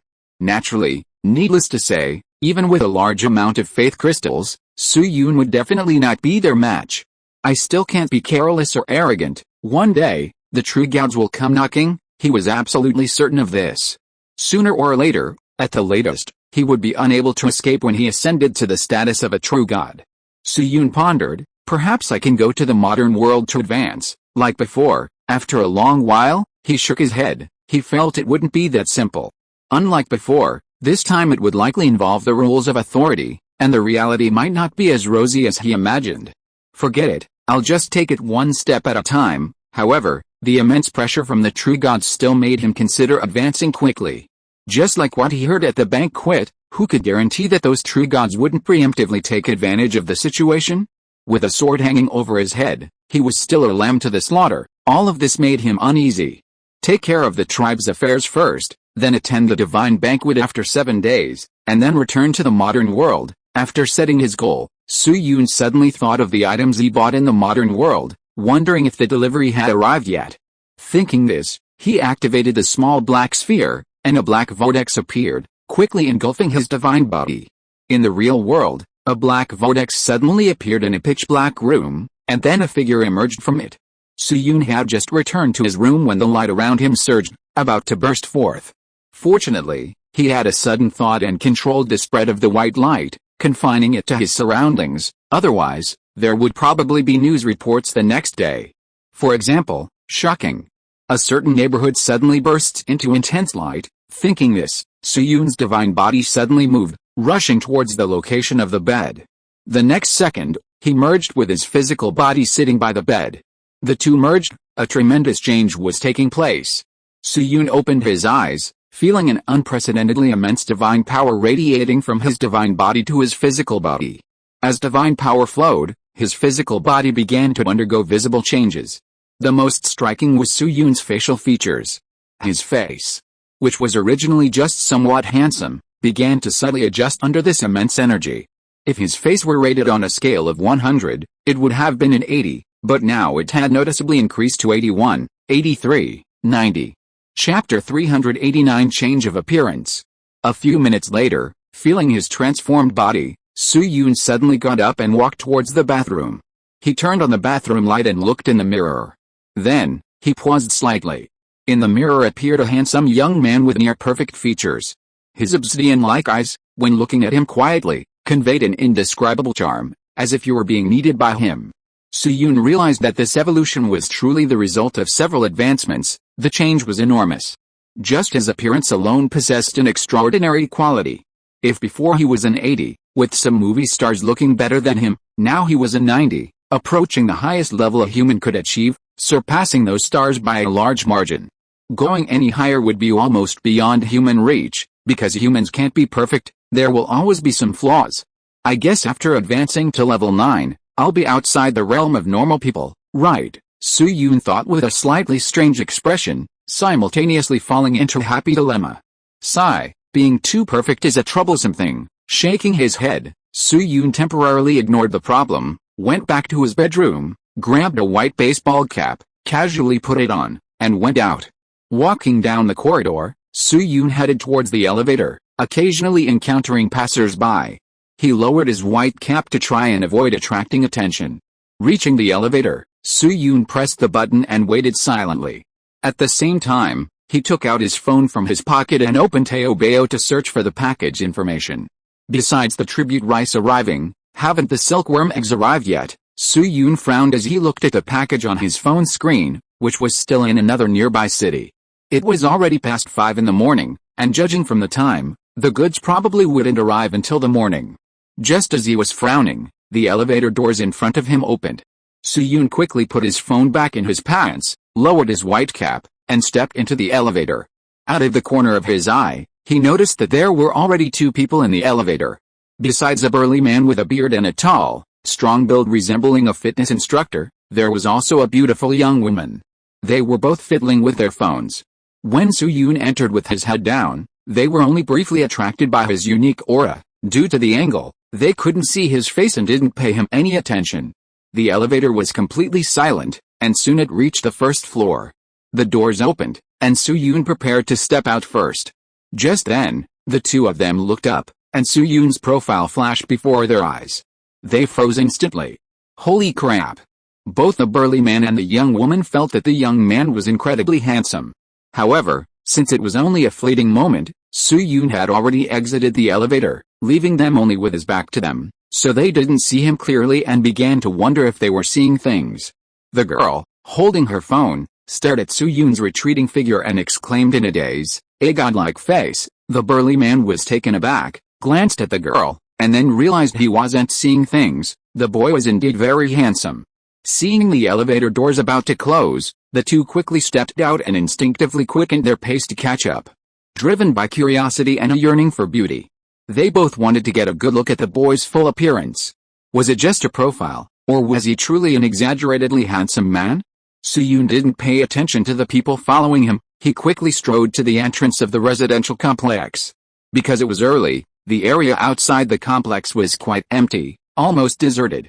Seeing the security guard's booth at the entrance, and confirming there were people inside, he approached and asked, "I'm a resident of this complex. Have you received a package?" The security guard, startled, immediately looked at the person in front of him. He saw a boy wearing a white baseball cap, a blue short-sleeved shirt, and brown shorts. If that were all, it wouldn't be so bad. But the glimpse of the boy's fair and handsome face completely stunned this man over 40. He subconsciously rubbed his eyes, and after confirming he wasn't seeing things, he gaped. Where did this kid come from? He's so handsome, the security guard muttered to himself. Suyun, ahem. He coughed a few times and asked the question again. Upon hearing this, the security guard blushed, only then realizing he had been staring at the boy in a daze. Embarrassed, he quickly went to a corner and rummaged around. Several hundred words still to be updated. I'll have to wait and refresh. I should have done it sooner, lol. Chapter 390. The banquet begins. After examining the rice in the package, Suyun found a corner and stored it in his divine stone space. Having finished the rice, he frowned as he thought about the silkworm eggs. Several hours had passed. It was too long.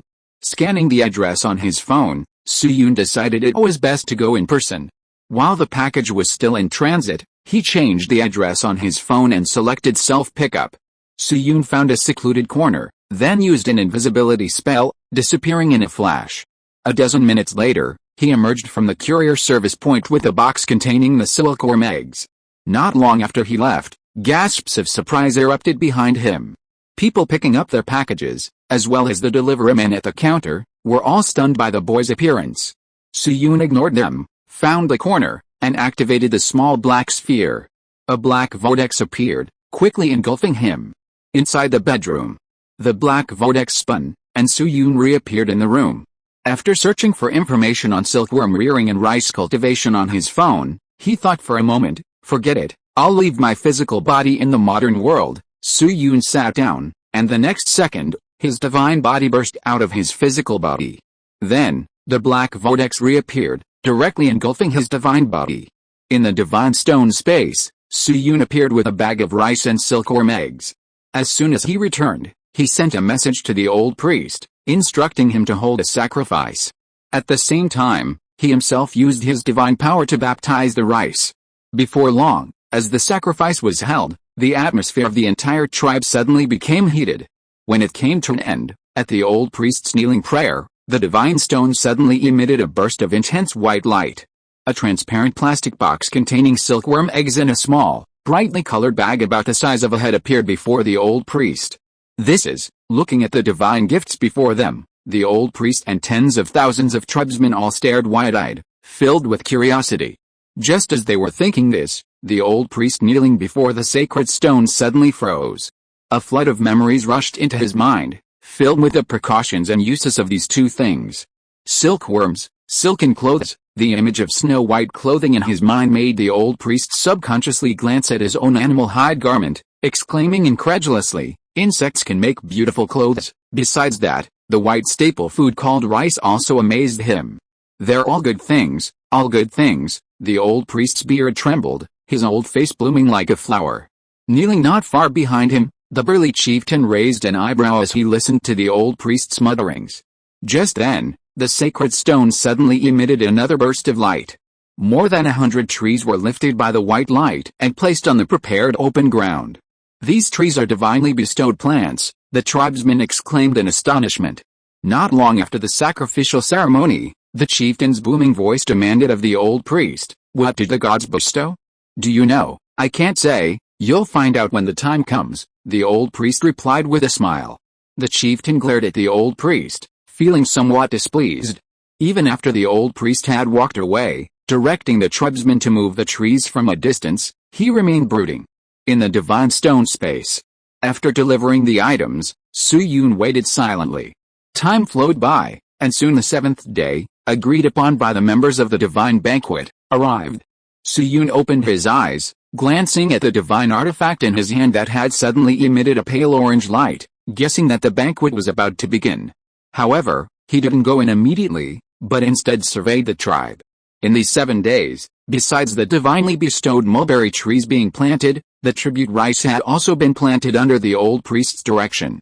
Furthermore, some of the silkworm eggs had just hatched. Tiny silkworms, no bigger than grains of rice, crawled on the faintly glowing mulberry leaves, occasionally gnawing at them. Under his close observation, he noticed that as these silkworms ate, faint energy fluctuations emanated from their bodies, and the growth rate accelerated. At this rate, they might really turn into beasts. He wasn't surprised by this outcome. It would be abnormal if these silkworms didn't change at all despite eating energy-rich mulberry leaves every day. I wonder if the cocoons will change after these silkworms become beasts, Su-Yun thought with some anticipation. But there might not be enough mulberry leaves. He noticed that the faster these creatures grew, the greater their appetite became. The mulberry leaves they were currently using were all newly sprouted buds from the mulberry trees after their initial growth. With such a small quantity, he was worried the mulberry trees would become bare. If only the growth rate of plants could be accelerated, Su-Yun sighed. If such a method truly existed, not only would the divinely bestowed mulberry trees grow faster, but divinely bestowed rice and other plants would also grow faster, the benefits to the tribe being self-evident. Try to get a divine artifact from the god of harvest in the modern world, he thought, then shook his head. Even if he could find one, the effect might not be as good as he hoped. Suddenly, Su-Yun paused, as if he had thought of something. Why should I look for external objects to help plants grow? I might be able to do it myself. He suddenly remembered that in the real world, most plants rely on absorbing sunlight to accelerate their growth, photosynthesis. His own light could do the same. If he could guide the believers, he might actually be able to create a divine technique to accelerate plant growth. Thinking of this, Su-Yun directly instilled the idea of plants absorbing light and accelerating their growth into the old priest's mind. At the same time, considering the potential consequences of accelerated plant growth, he ordered the old priest to dig latrines and control the tribe's excretion locations. This would not only reduce the stench in the tribe but also utilize waste as fertilizer. Having finished all this, looking at the still glowing pale orange chip, Su-Yun activated the artifact. A gravitational pull swept over him, and a sliver of his consciousness followed the mysterious, ethereal passage. Multicolored starlight slowly drifted through the cosmos. In the center of the starry sky, a massive long table and 8 high-back chairs floated. At this moment, 5 black giants were already seated on the 8 high-back chairs. We've been waiting for so long, what are those guys doing? The warrior shouted, filled with impatience, and slammed his fist heavily on the black table in frustration. Chapter 391 The Deception of Maintaining a Secret Identity. The prophet sitting next to him shook his head helplessly upon hearing this. Warrior, you're still the same as ever, a cold, indistinct male voice rang out. HMPH, and, the warrior scoffed. A strange black giant was now sitting directly opposite Su-Yun. The resurrection, the inversion, the prophecy, the scene was already commonplace. Just then, a change occurred opposite the being called and, a wisp of black mist appeared. Hidden, several voices rang out simultaneously. Su-Yun opened his eyes and saw 4 familiar faces and 1 stranger. The warrior looked at him and scoffed. Hidden, you've finally arrived. I thought you were going to be like the other 2, showing off your arrogance. Su-Yun glanced around and knew who he was talking about. Besides the seat next to him, there was another empty seat on the far right of the warrior's side, clearly for the other 2 who hadn't arrived yet. Su-Yun had initially thought he was late, but he hadn't expected there to be others even later. Su-Yun remained silent, choosing not to speak. The warrior paid no heed. To him, this silent demeanor seemed perfectly normal. Time passed quickly, and just as the warrior impatiently tapped the long table with his fingers, producing muffled thuds, a disturbance suddenly arose next to Su-Yun. With the appearance of a wisp of black mist, another black giant appeared. The warrior snorted coldly. A spirit, the prophet greeted amicably. The black giant, called a spirit, nodded indifferently, glanced around, and then leaned back in his chair to rest. A few more minutes passed, and a disturbance occurred at the far right, with a final being appearing. All eyes turned to it. Observe, several voices, though using the same words, convey different meanings. Su-Yun was somewhat surprised, sensing a hint of apprehension in the voices. Observer, seated on his throne, smiled, his face hidden beneath the black mist, and nodded, saying, long time no see, finally here. Prophet interrupted the warrior's impending tirade, saying, we can begin. The warrior opened his mouth, but reluctantly shut it. Prophet slowly said, I think everyone should have been aware of the matters to be discussed at today's banquet a few days ago. The gods nodded. Let's discuss how to safely advance, Prophet declared. After a moment of silence, a woman's voice rang out. Resurrection hesitated, saying, is there a way to avoid the true God? Avoid? That's a good question. If one could truly avoid the true God during advancement, it would be much safer. The gods pondered. I think it's impossible. Inverted suddenly spoke. Prophet nodded in agreement. Then, under Suyun's surprised gaze, they couldn't help but look at Observer. Observer smiled, speaking mysteriously. I think Resurrection, you should have understood this question long ago. He looked at Resurrection. Resurrection opened his mouth, feeling somewhat disappointed. Suyun frowned, thinking, what are they talking about? It feels like listening to gibberish. The next second, Observer explained, during the ascension, the rules of the world will fluctuate. This situation cannot be hidden from true gods, and even gods who have comprehended the rules are no exception. Is there really no way? Resurrection asked unwillingly. What if I hide in another dimension? It won't work. Observer directly and decisively denied this point. As long as you are in this world, the rules will fluctuate. This is a necessary process for ascending to true godhood, and you cannot change it. Wait, as Resurrection listened, he suddenly thought of something. This world, could there be other worlds? Is it possible in other worlds? The gods looked at each other, all becoming curious. I don't know, Observer said quietly. Outside our world is the astral plane. The environment is similar to the banquet here. However, that also belongs to this world, so it cannot be said to be another world, so I don't know if it exists. Perhaps it exists outside the astral plane, perhaps not. Is that so? Resurrection was somewhat disappointed. Just then, Observer suddenly turned and said, you can ask Hidden Ones, perhaps they know. The gods, hearing this, suddenly remembered that besides Observer's vast knowledge, Hidden Ones were not only incredibly mysterious but also incredibly knowledgeable. Instantly, a series of piercing gazes turned towards them. Suyun, the corner of his mouth, hidden beneath the black mist, twitched involuntarily. Good heavens, impersonating Hidden Ones wasn't so easy. In just a moment, he was in danger of being exposed again. If he gave a bad answer, he'd be finished. Suyun's mind raced. Although he didn't know what the astral boundary was, no one knew better than him whether other worlds existed. However, considering various factors, he clearly couldn't say directly that they existed, but he also couldn't deny that they didn't. Otherwise, if someone who knew the truth, like a hidden true god, heard him, they might secretly laugh. After a moment's thought, he quickly understood how to answer in a way that wouldn't lose face without appearing ignorant. What he excelled at, of course, was deception. Cough cough. Suyun decided to broaden their thinking. After a long silence, the Prophet and the others gradually became disappointed. Even the Hidden One didn't know? Never mind. Resurrection was about to say something in disappointment, but before he could finish, a surprised voice rang out. The Hidden One slowly spoke. The questions you ask touch upon a crucial one. How was the world born? What? The gods were stunned. They couldn't help but think about the birth of the world and realized they hadn't considered this question. Hasn't the world always existed? How else could it have been born? The warrior exclaimed. Yes, Resurrection agreed. Oh, is that so? The Hidden One's voice echoed. I have a different view.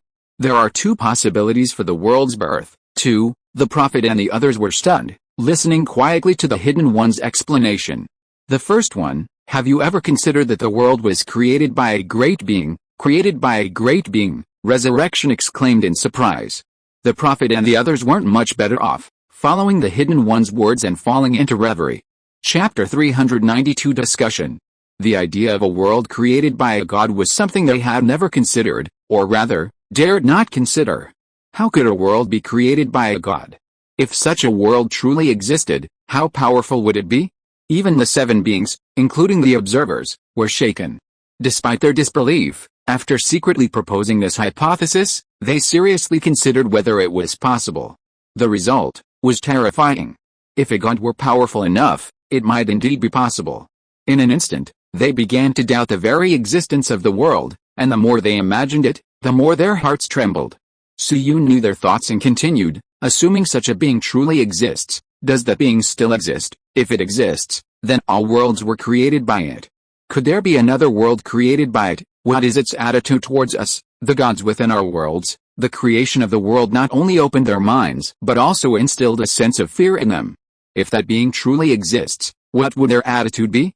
Would it be like the attitude of a true god? Resurrection took a deep breath and said seriously, as expected of Hidden One, you're right, I can't refute this hypothesis, because it's truly possible. The prophecy opposite nodded in agreement. If Hidden One is correct, then there might really be more than one world. If such a great being truly exists, Creating another world wouldn't be that difficult. Resurrection continued. The question now is, who exactly is the being who might have created the world, and why haven't any legends about them circulated in the world? The prophecy and the others pondered. After facing the idea of a god creating the world, they also wanted to know this question. Suyun casually explained, perhaps our world is the manifestation of that great being's body, or perhaps after completing the act of creation, the being fell into deep sleep out of exhaustion. There are many possible reasons. The resurrection and the others were amazed by Hidden One's ideas, but after careful consideration, they couldn't help but admire Hidden One's thinking. Indeed, these were all possible reasons why that great being might have disappeared. Hidden One, you know so much, Resurrection praised. Suyun remained silent. Hearing Resurrection's words, those who were more thoughtful, whether it was prophecy, observation, or the disguised being, sparked a flicker in their eyes, giving Hidden a deep look. Compared to Resurrection, who didn't think much, they were more intrigued. Their intuition told them that Hidden knew too much, something was wrong. Silently, their apprehension and suspicion of Hidden deepened. Hidden was indeed not simple. What was hidden beneath that facade? At this moment, Resurrection continued curiously, I remember you said before that there's another possibility for the world's existence. Another? Suyun thought for a moment and said, another possibility is different from the divine creation I mentioned before. The world might have been born naturally, just like fruit trees bear fruit. The world is mysterious and unpredictable, we have no idea what it is. Perhaps after some natural changes, it was born. Hearing Hidden's alternative hypothesis, Resurrection and the others nodded, feeling that Hidden had some merit. However, perhaps because of their divine status, they were more inclined to accept that the world was created by gods, even if it seemed more incredible. If this is true, then another world might have been born outside of this world, Suyun continued. Both of my hypotheses suggest that there might be another world outside of this one. Whether they are correct or not, that's for you to consider. Perhaps this world was born from other causes, and there isn't another world outside of it. After stating the prevailing theories of natural world creation and divine creation, Suyun passed the buck, not making a choice on the matter. Resurrection nodded thoughtfully. After hearing the two hidden hypotheses, she felt there was a high probability that another world existed outside of this one. She turned to observation, deciding to steer the conversation back to where it left off. If there really is another world, if I go there, is it possible to safely advance? All eyes turned to observation again. This was the question the other beings also wanted to ask. Upon hearing this, the observer pondered for a few seconds, then shook his head regretfully. That's impossible. Our advancement conditions involve the rules of the world. Unless another world has the same environment as ours, it's absolutely impossible, but if it does, it means that world very likely also has gods. At the moment of your advancement, you will face the same result. A series of regretful sighs followed. I knew it. There's no such thing as a free lunch, the warrior muttered. Let's think about how to advance more safely, the prophet sighed. Resurrection suddenly spoke up, suggesting something even she herself thought impossible. She weakly said, is there any way we can escape from the hands of a true god? Several strange gazes instantly fell upon Resurrection. The warrior scoffed, you know the power of a true god, just like mortals can't escape from us, then aren't we finished? Resurrection was somewhat desperate. Are we just waiting to die? Anyway, I can't think of any way to advance safely. She was somewhat resigned. They discussed for a while, finally concluding that the true god was invincible, a reality that left them in despair, unable even to deceive themselves. After a long pause, Prophet shook his head and said, let's not discuss this anymore. Among us, observer and secret know the most. Let's just ask them. What if they can't do anything either? He didn't finish this sentence. Continuing would only make everyone more desperate. In an instant, all eyes turned to Suyun and the other two. It's up to you, Resurrection said hopefully. Observer glanced at Secret and said, let Secret answer. I might not know as much as he does. Seeing that Observer wouldn't speak, the Resurrection and the others had no choice but to look to Secret. They wondered if Secret had a solution. If not, they might have to accept their tragic fate. Suyun was speechless. What is Observer saying? What do you mean I might not know as much as you do? Seeing the ball being passed back to him, and everyone's eyes turning to him again, he suddenly felt a headache coming on. He should have spoken first. Chapter 393 The Legend of the Sea God. Left with no other choice, he had to think about how to escape from the clutches of the true god. This was a problem he might face in the future, so thinking about it now was good. As he pondered, his powerful mind began to recall all his knowledge, trying to find a solution. The scene fell silent, no one dared to make a sound, afraid to disturb the hidden thought. However, as time passed, they grew increasingly anxious, a sense of despair creeping into their hearts. Could it be that even the hidden one was helpless? Just then, Suyun's eyes flashed, as if he had thought of something. Using modern thinking, he actually came up with a few methods.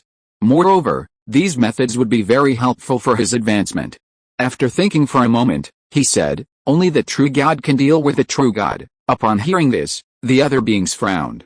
Resurrection said, "You're right, but how could the true God possibly help us?" "That's right," Inverted said in a deep voice, "unless we are willing to submit to the true God, this idea is not possible." Upon hearing this, they were all somewhat disappointed. "I didn't say we were going to ask the true God for help," Suyun said calmly. "Then you?" They frowned. "Have you ever heard of an evil god?" Suyun suddenly asked. The evil god prophecy members were startled. They knew that the evil god the secret spoke of was definitely not a deity wielding evil power, but a twisted, chaotic being, comparable to true God. They had all heard of evil gods to varying degrees, but for some reason, they had only heard of them in legend. They had never seen their true forms. "Evil god," the Inverted One said solemnly, "rumor has it that the strange monsters that appear in our world at night are related to the evil god." "I've heard that too," Resurrection nodded in agreement. Observation suddenly spoke up. "Those monsters are indeed related to the evil god," he added. "Only true gods and evil gods can influence the entire world like this. The monsters share the characteristics of being strange and twisted, very similar to the evil god." The gods nodded. Observation suddenly said, "Rumor has it that the evil god comes from the astral plane, and may even come from beyond this world." Hearing Observation's words, surprise flashed in their eyes. Observer, looking at Hidden, asked, "Hidden, are you saying you're seeking the help of the evil god? I've heard they're twisted and chaotic. They might not listen to you, and why would such an evil being, comparable to true God, agree?" He didn't say it aloud. Why not just crush the insect before him? But Observer knew they understood. Suyun listened thoughtfully to the news about the evil god, then smiled. "I didn't say to directly seek the evil god's help, and the more chaotic and twisted they are, the better. We can lure out the evil god, let them attract the attention of the true gods, and then, taking advantage of the chaos, we can try to advance. To be on the safe side, we must advance simultaneously from different locations. As long as we're not too unlucky, one of us will become a true god. As for those who fail, they'll simply be unlucky." Hearing Observer's words, the gods were first stunned, then deeply moved. "Good," the warrior slammed his hand on the table, suddenly shouting, his heart filled with amazement. The others weren't much better, all deeply moved by this plan. They considered the possibility of advancement and concluded that this method would maximize their chances. They ignored the possibility of failure, not believing themselves to be unlucky. Compared to other methods, this one truly had the highest probability. The evil god would attract attention, and other members would share the risk. They couldn't imagine any possibility of failure. "This idea certainly has a high success rate," Observer suddenly exclaimed. "Observer, you know just as much as I do," he said meaningfully. He seemed to remember something. "As far as I know, a god has succeeded with this method." "What?" A chorus of astonished gazes turned to Observer. A god had succeeded? "Who is it?" Resurrection gasped, covering his mouth in surprise. The Observer said, "In the distant past, there was a great being. I don't know if you've heard of him. He was called the Sea God. At that time, there was a 9th-level god who had comprehended the rules, and the Sea God had caused the deaths of all his followers. In order to find a way to advance and take revenge, he pondered for a long time and finally chose a method. Could it be?" The resurrected ones looked at the hidden place again, astonished. The Observer nodded. "Just as you thought, he somehow lured out an evil god, leading him into the Sea God's territory. That evil god's appearance in the world caused extremely negative consequences. Countless beings perished in the distortion and chaos. Under these circumstances, the true god naturally wouldn't stand idly by. Those beings were all his potential followers. The evil god was very powerful. A great being fought him, and it was at that moment that the 9th-level god chose to ascend amidst the chaos." Suyun truly hadn't expected to hear about the Sea God from the Observer. Judging from the ruins, it was clearly a long time ago. The Observer actually knew. He gave the Observer a deep look and then asked, He succeeded, the observer nodded. Amidst the chaos, that being ascended, becoming a magnificent true God. These words were like a shot of adrenaline, instantly invigorating the resurrected ones. Suyun, thinking of the vanished sea god, asked, and then, that evil god and the sea god disappeared into the astral plane. Their whereabouts are unknown, the observer replied. Who is that being who became a true god? The gods were all very curious about this question. He is a true god who has mastered the authority of the soul, the observer answered without hesitation. The face of Suyun, the god of souls, hidden beneath the black mist, changed slightly as he thought of something. For example, a soul artifact he had obtained. A soul gem artifact, could it be something belonging to that true god of souls? He wondered with some suspicion. If you are listening to this novel on a channel other than Fanfic World, it means it was downloaded and re-uploaded without effort. We warmly invite you to visit our channel, Fanfic World. There you will find the original version of this story and many other novels of various genres. We look forward to seeing you dive into a world of incredible novels. Chapter 394 The Banquet Ends. Hearing that the being who held the power of souls had actually advanced amidst the chaos, they were all filled with anticipation for the hidden plan. Even though they knew that the success of the soul god was certainly not simple, this did not diminish their confidence, because they also had an advantage, numbers. As long as they advanced separately, unless they were extremely unlucky, one of them would succeed, which was far better than their previous hopelessness. While Suyun and the gods were pondering, they did not notice that after the Hidden One revealed the method of using an evil god to attract the attention of the true god, the spirit sitting to the right of the Hidden One, who had not said much, suddenly made a small movement. The spirit looked at Suyun, then at the observer, seemingly very surprised that the Hidden One had revealed this method and that the observer had told this story. This small movement did not attract the attention of the gods. After a long pause, Prophecy leaned back in his high-backed chair and said, "Next, everyone should try their best to gather information about the evil god. Remember to be careful and don't act rashly after discovering the target. We must find a safe way to lure out the evil god without harming ourselves." The other 7 beings nodded, agreeing with Prophecy's suggestion. Indeed, it was best to be cautious of an evil god comparable to a true god.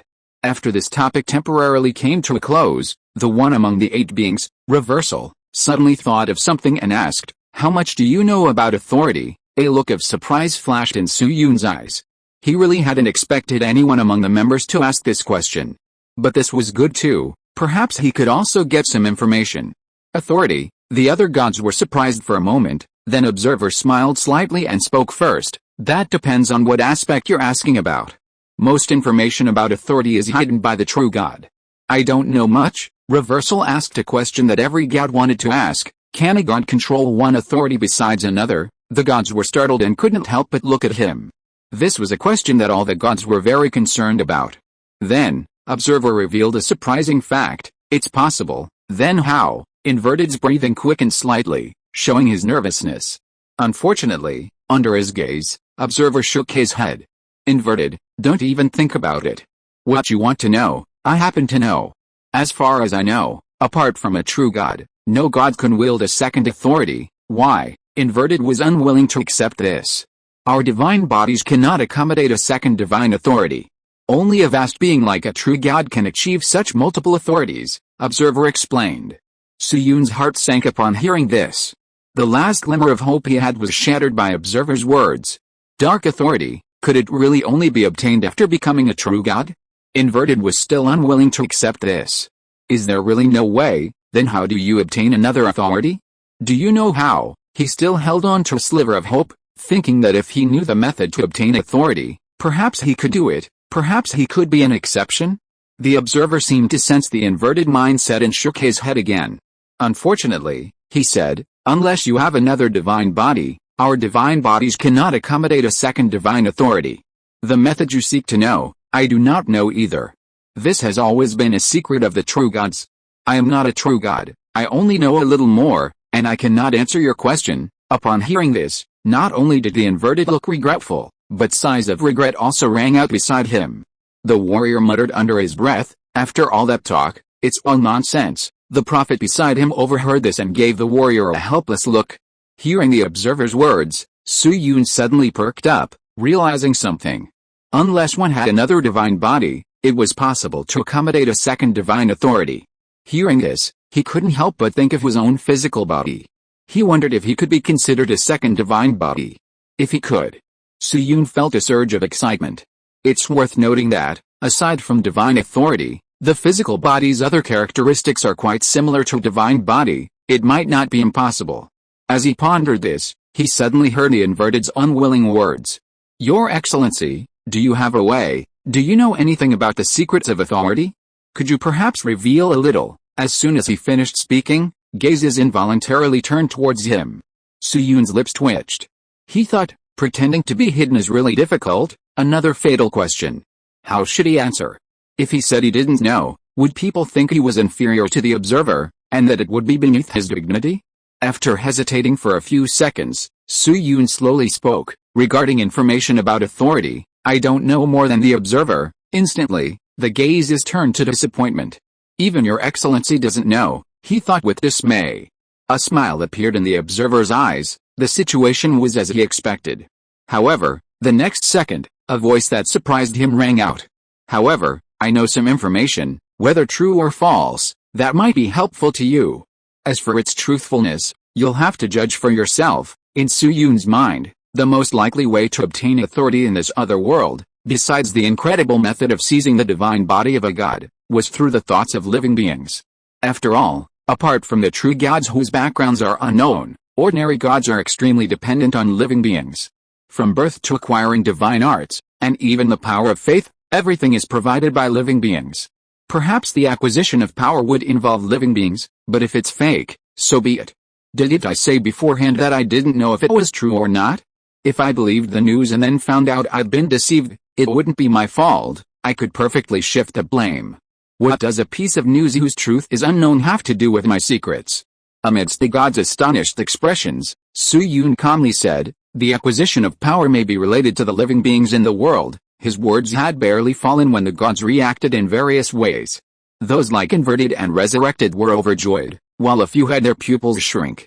With a statement that power was related to living beings, their gazes towards the secrets instantly changed, their apprehension deepening. In that instant, their suspicion of the secrets reached its peak. This secret, could he be a true god? No wonder, I've had my suspicions before. If Suyun knew their reactions, he probably would have felt he was completely innocent. What? I'm being dragged into this even though I'm not doing anything.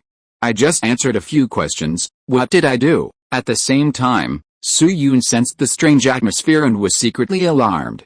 Could it be that there really is a hidden true god? Could it be that authority is truly related to living beings? Just as he was pondering this, Diane Deo hurriedly asked, related to living beings?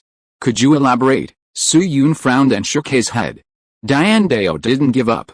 Thinking of something, he quickly said, Your Excellency, I know this information is very valuable. I can pay a reward. With that, he suddenly waved his hand, and a large number of faith crystals appeared on the table. Suyun glanced at them and discovered that all the faith crystals were level 9, and the number was astonishing, 2,000. Suyun was astonished. As expected of a level 9 god who has comprehended the rules, this kind of foundation is indeed beyond the reach of ordinary people. Chapter 395 The Real World and Dreams. The other members were also somewhat surprised, but not particularly shocked. This scene was common at banquets. Some information and secrets were of great value, and usually came at a price. Looking at the items on the long black table, Suyun suddenly found himself finding it difficult to refuse. He hesitated, his remaining conscience telling him that deceiving people was wrong.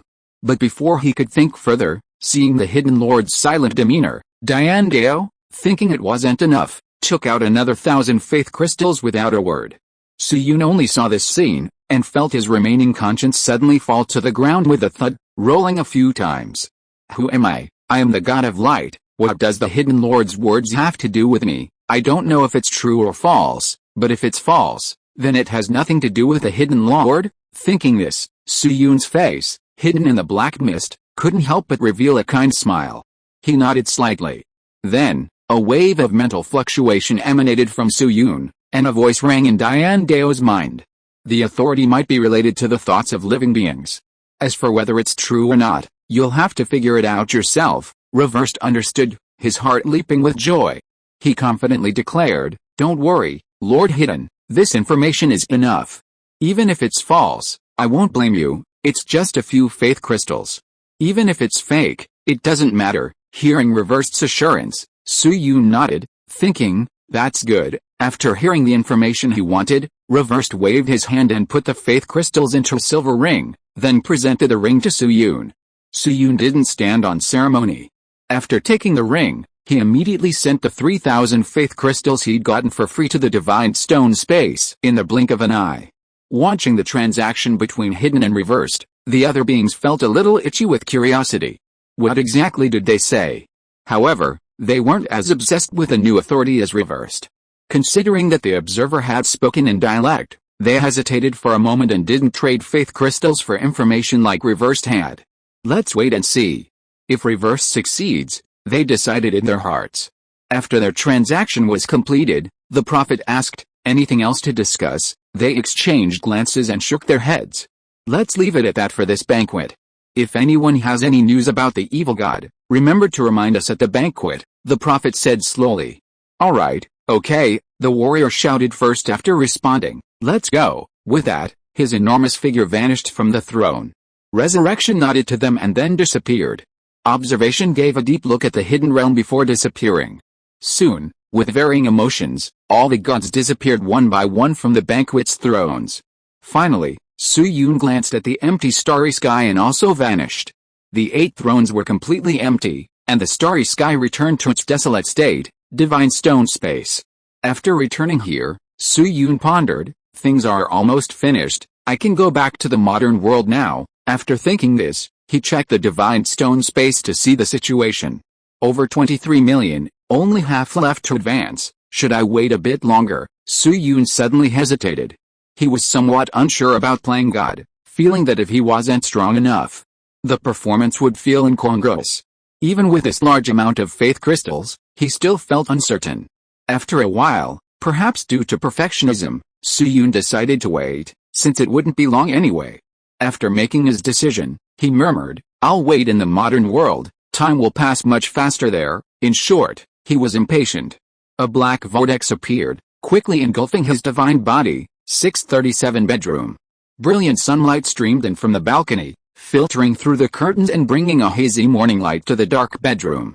The black vortex appeared, and Su-Yoon's feet touched the floor. As soon as he emerged, he glanced at his physical body, who was looking at information on his phone. Suddenly, his divine body moved, rushing into the physical body in the next second. Su-Yoon's physical body swayed, then continued searching for information. Time passed quickly. Soon, it was 10 o'clock at night.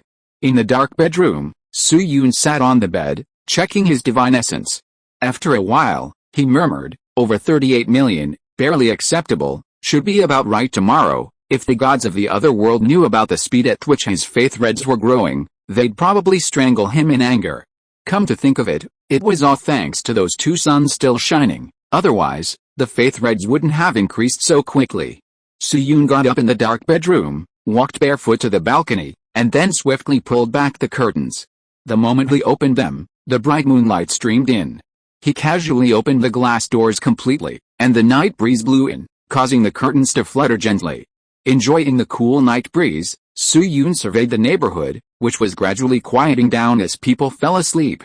Thinking about sleep, he felt a pang of nostalgia. Thinking it over, Su-Yoon walked to the bedside, enjoying the night breeze, and laid down. After gazing at the snow-white walls and ceiling for a while, he quietly closed his eyes. Whoosh, moonlight streamed down, the night breeze blew, and in this tranquil environment, Su-Yoon gradually drifted into sleep. A bizarre, multicolored light flowed. Su-Yoon walked through this bizarre place, when suddenly he was jolted awake. Scanning his strange surroundings, he frowned. Wasn't I in my bedroom, asleep?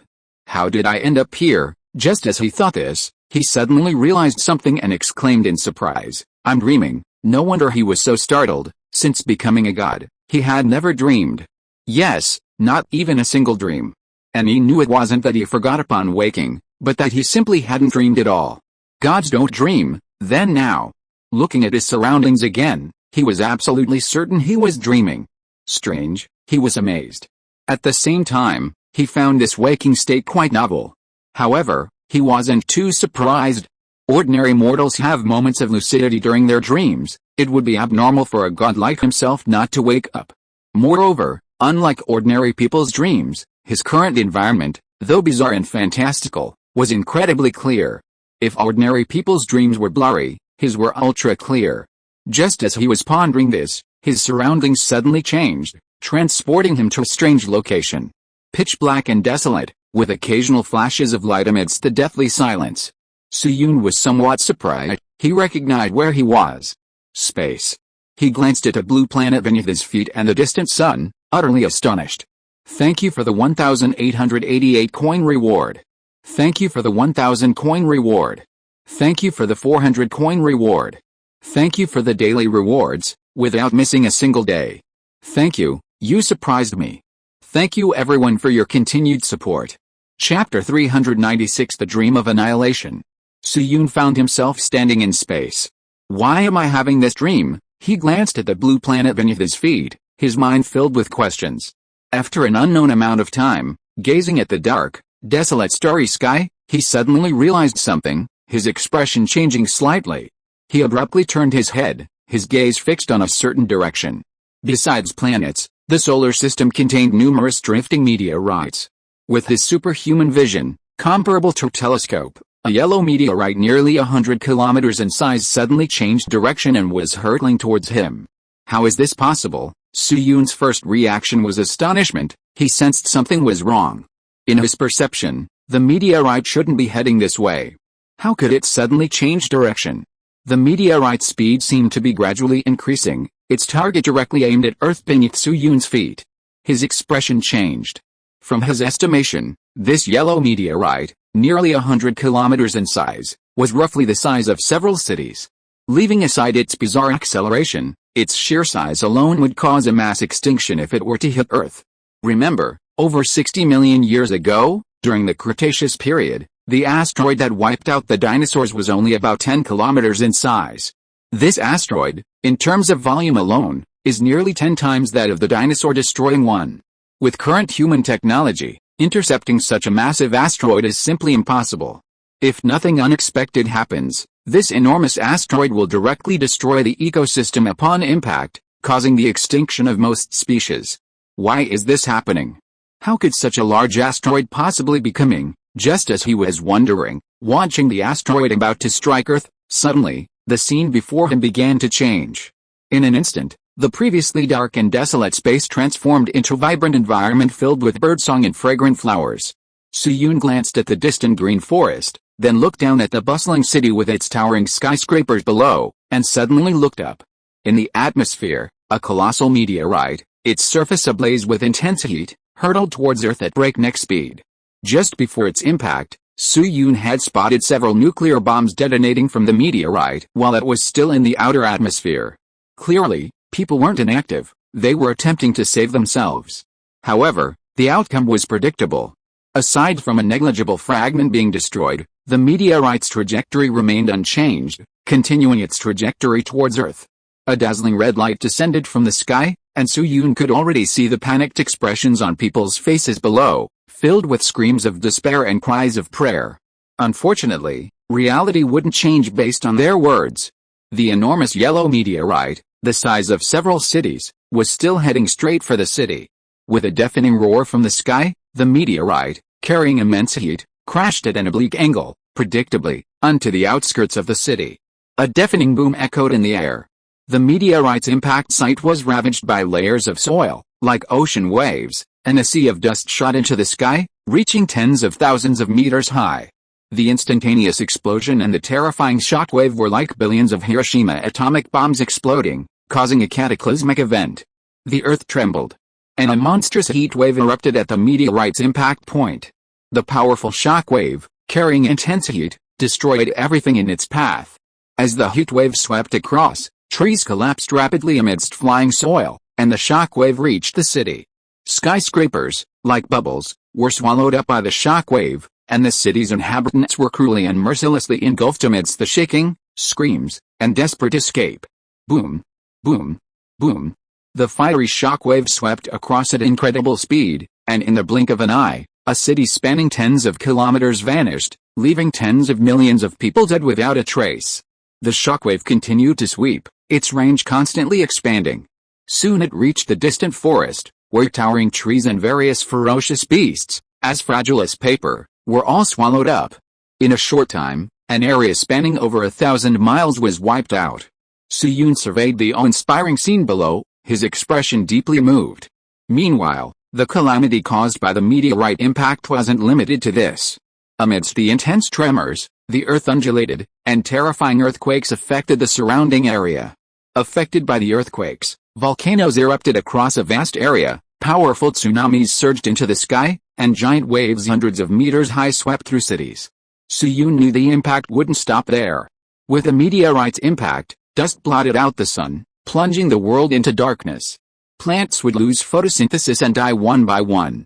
Most living things would perish from this meteorite impact, and the world would face a restart.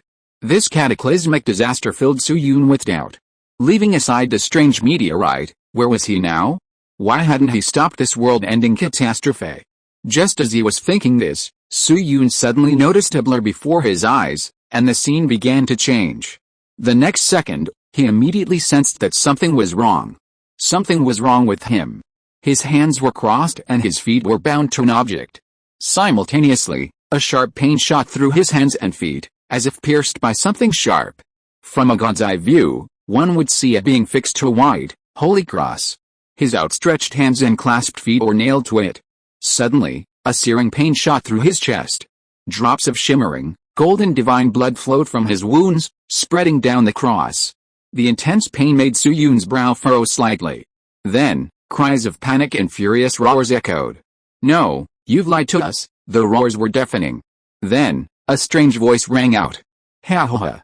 Foolish humans, no, holy sun!" Instantly, cries of despair erupted. Suyun, somewhat puzzled, slightly opened his eyes. Then, within his field of vision, besides the massive crowd, there were several gray-skinned, strangely shaped humanoid creatures. Just as he was wondering about this, suddenly everything went black, and everything around him gradually receded, the sounds turning into chaotic, illusory noises. A divine sense told him that he was regaining consciousness.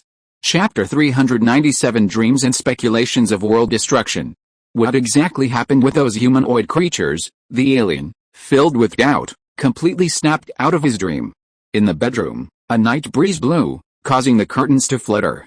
On the spacious floor, Suyun slowly opened his eyes, looking at the snow-white ceiling, his brows furrowing slightly. That dream was really strange. Not only did gods not dream, but he'd even had a dream of world-ending destruction.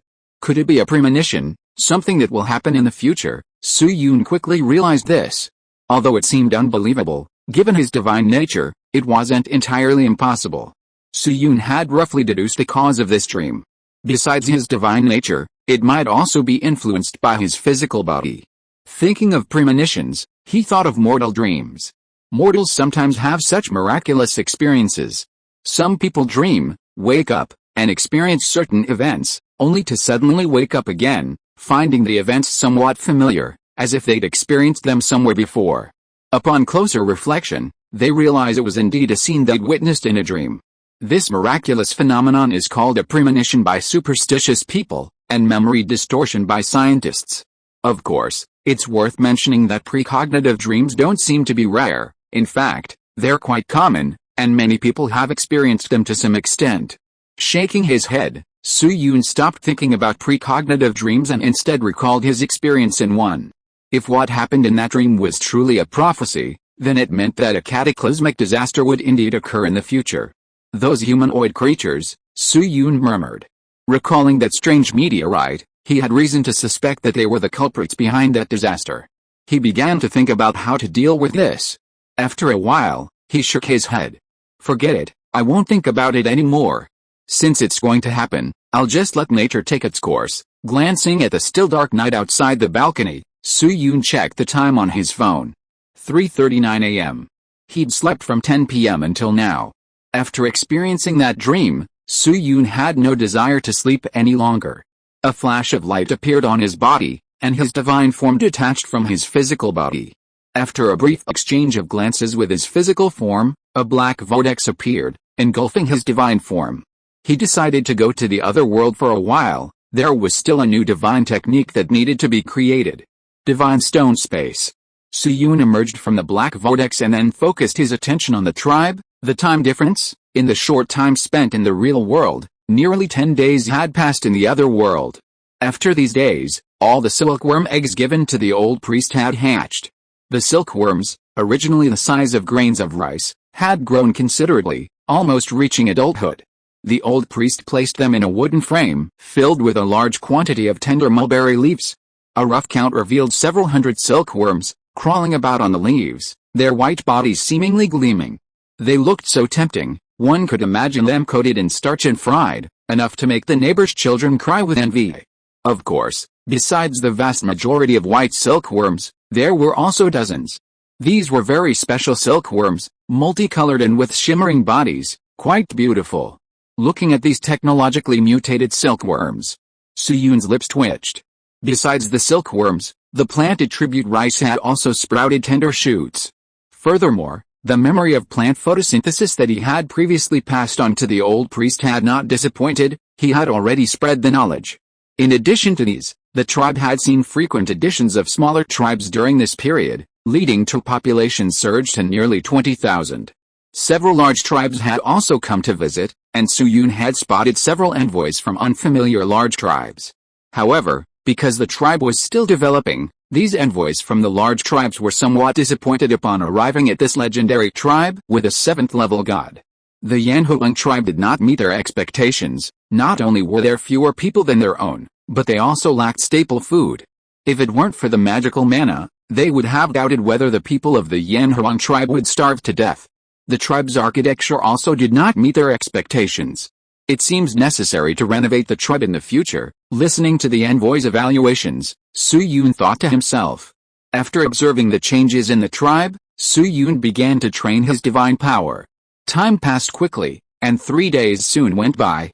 At noon that day, Suyun, who was originally resting, suddenly opened his eyes.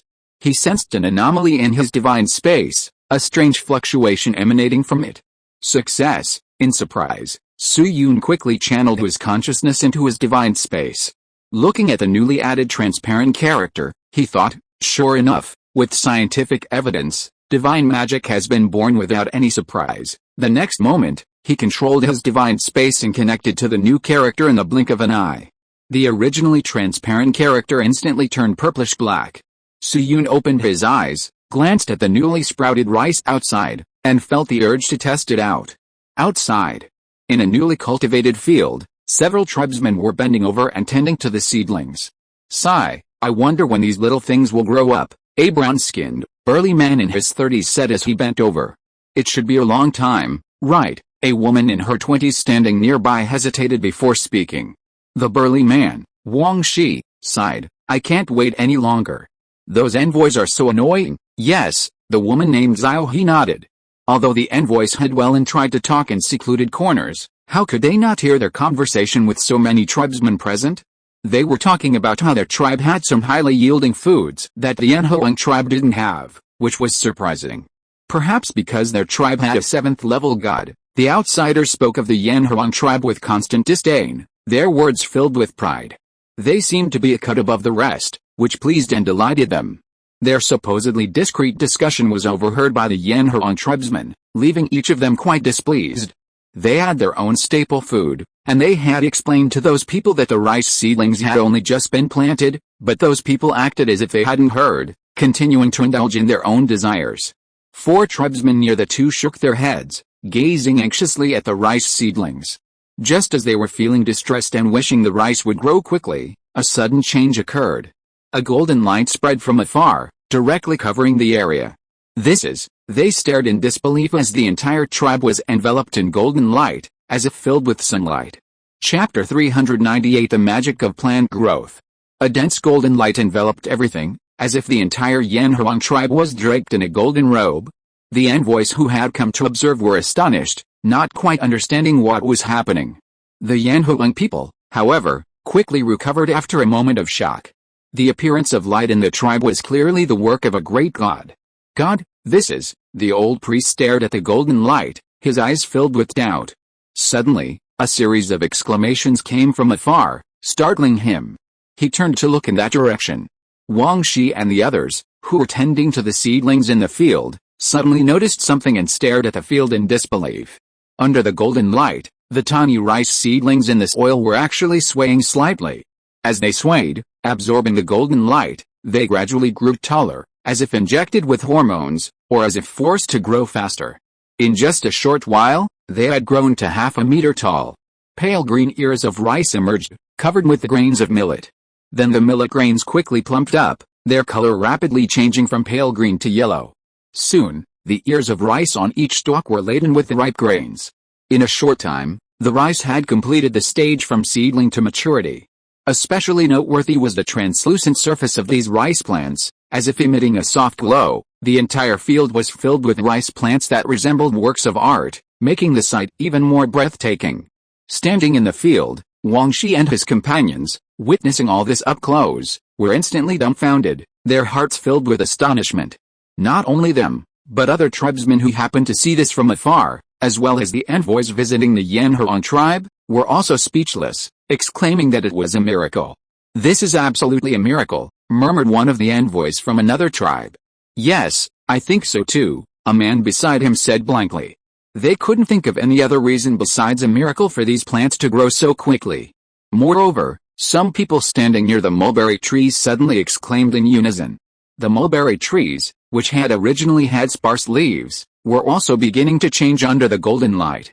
Tender green buds sprouted, growing rapidly in the wind until they matured quickly.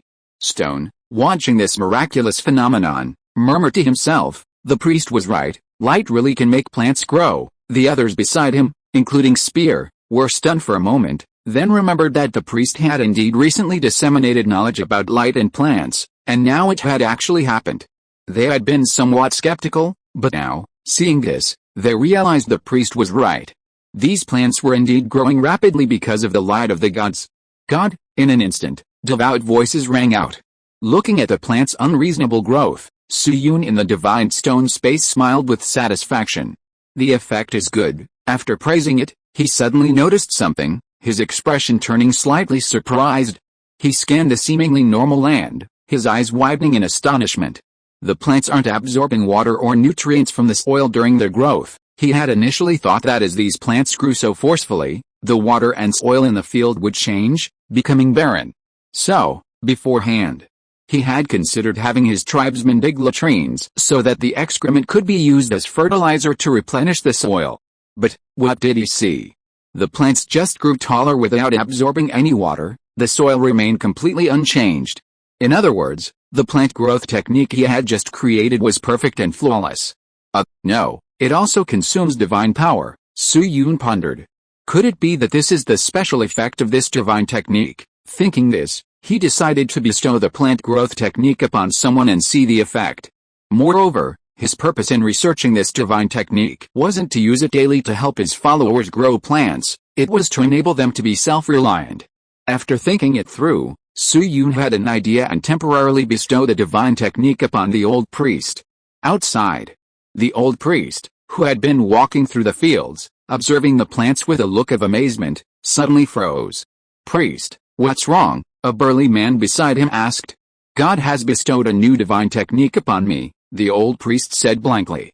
"What?" The dozen or so Yanhuang tribesmen nearby who overheard the words were instantly shocked, followed by envy.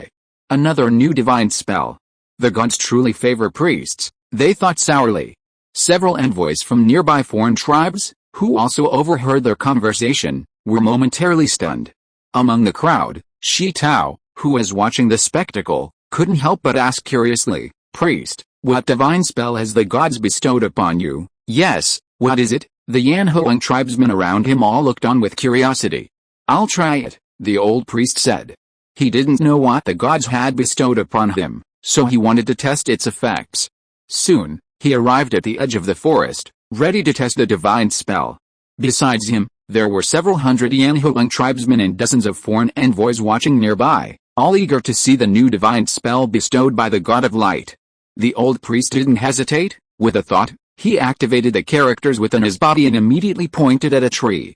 Before everyone's eyes, a golden light suddenly emanated from the old priest's hand, quickly enveloping the trees in front. Upon seeing the golden light, everyone realized something, their eyes widening in astonishment.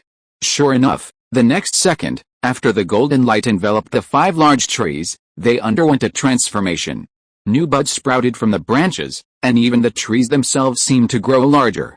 If these weren't obvious enough, the changes in the weeds enveloped by the light were even more pronounced. They absorbed the golden light, rapidly growing taller. "It's a miracle performed by the god. This is divine magic!" Exclamations erupted in a cacophony. Even the old priest was astonished, never expecting the god to bestow such a miraculous ability. The dozens of foreign envoys, while shocked, were also puzzled. Isn't the god of the Yanhuang tribe the god of light? Why can he make plants grow? How did that god of light manage this? This effect completely confused them, wondering how the god of light could be connected to plants.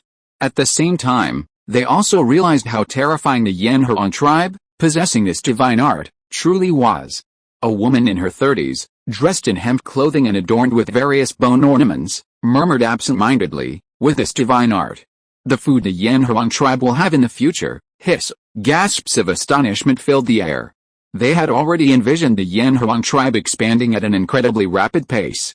With such an exaggerated divine art, what could possibly hinder the Yanhuang tribe? Chapter 399 Advancement to Level 8 God. Some people who previously ignored the rice seedlings, smugly elevating themselves by stepping on the Yanhuang tribe, were now filled with shock, their expressions shifting constantly, unable to bring themselves to belittle the staple food anymore. In the divine stone space, Su Yun stared intently at the old priest casting his divine spell, noticing something.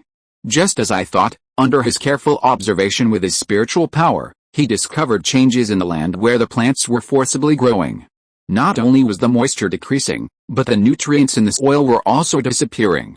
Although the changes in soil quality indicated that the plants were consuming very little material under the power of the plant growth spell, at least less than what they needed for normal growth. Even so, with frequent use of the plant growth spell, if the soil wasn't fertilized for a long time, it would eventually become incredibly barren. In the end, even with a plant growth spell, the plants planted in that barren soil might not even grow. It seems that fertilization is still necessary, Su Yun thought. At the same time, he was somewhat relieved. Fortunately, my own divine magic doesn't have these flaws. Even barren soil can grow unreasonably. It could be said that if he wanted, he could completely overwhelm everything within the range of his power, defying all scientific principles. With a little research, he might even be able to turn a dead star into a life-bearing planet. Shaking his head, Su Yun didn't continue thinking. He entered his body and selected the old priest's thread of faith. Then, he transmitted all the information about fertilization and the method of using a stone mill to remove the husks from rice to the old priest. After finishing all this, Su Yun closed his eyes and fell into a light sleep. Next, he just needed to wait for time in the real world to pass before he could advance. Time flowed by like water. 4 days passed in the blink of an eye. Su Yun opened his eyes, with a hint of anticipation, and opened the passage of the small black sphere. The passage between the real world and the other world was opened, and threads of faith connected to Su Yun's godhood at an extremely fast speed. After the threads of faith reached a certain number, a familiar feeling washed over him. 50 million threads of faith? Su Yun released the restrictions within his body. The blackness, which occupied 99% of the divine core and characters, directly overwhelmed the last bit of purple. Buzz, the divine core hummed softly, and a black flame emerged, melting the divine core into a black mass. The next second, the black mass wriggled and then began to take shape. A black, dazzling divine core with 81 facets instantly appeared within the divine core space. It floated in the divine core space, shimmering with dazzling light. As the divine core formed, a terrifying power rapidly surged from it, sweeping around his divine body. Su Yun felt his power surge like a tidal wave, increasing more than tenfold in the blink of an eye. He slowly opened his eyes, and 2 dazzling energies overflowed from them, dancing like flames. My current power. Su Yun clenched his fist, somewhat moved. Subconsciously, he quickly began to calculate. With my current power, the maximum range of a casual strike has reached tens of millions of meters, or tens of thousands of kilometers, Su Yun murmured. Perhaps this range sounds small and ordinary, but if you put it another way, it's a different story. The circumference of the Earth is only a little over 12,000 kilometers. And the range of his power is several times that. To put it bluntly, if Su Yun wanted to, he could envelop the entire real world in light. Similarly, if he wanted to, he could destroy the real world in the blink of an eye. Reduce it to ashes. An 8th level god, is it that terrifying? Only at this moment did Su-Yun truly understand the terror of an 8th level god. And this isn't the end of the divine realm, there are 9th level gods. How strong can a 9th level god be? And what about those 9th level gods who have comprehended the rules? And these are nothing compared to the immortal true gods, above ordinary gods, who are like ants to them. How strong can a true god be? Su-Yun couldn't help but take a deep breath. Just imagining it sent shivers down his spine. Should I say, isn't it a bit abnormal that the other world hasn't been destroyed yet, or is there something special about the other world? With a quick calculation, Su-Yun estimated the minimum size of the other world.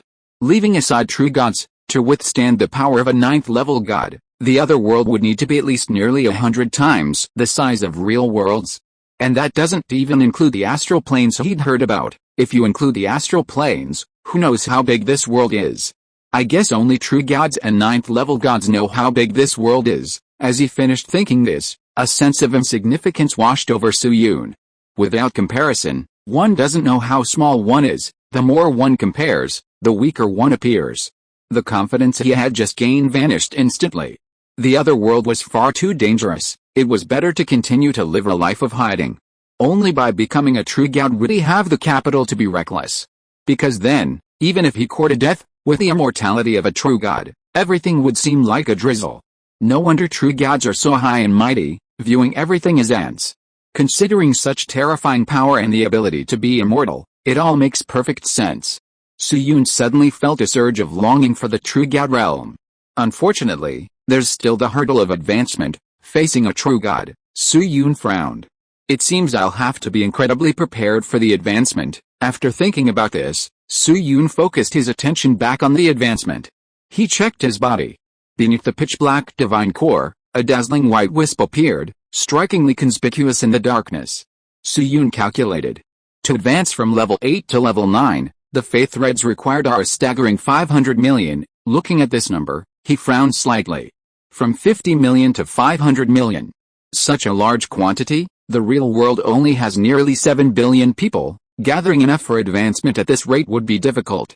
I wonder if this role-playing will gain me that many believers. With a hesitant heart, Su-Yun activated the small black sphere.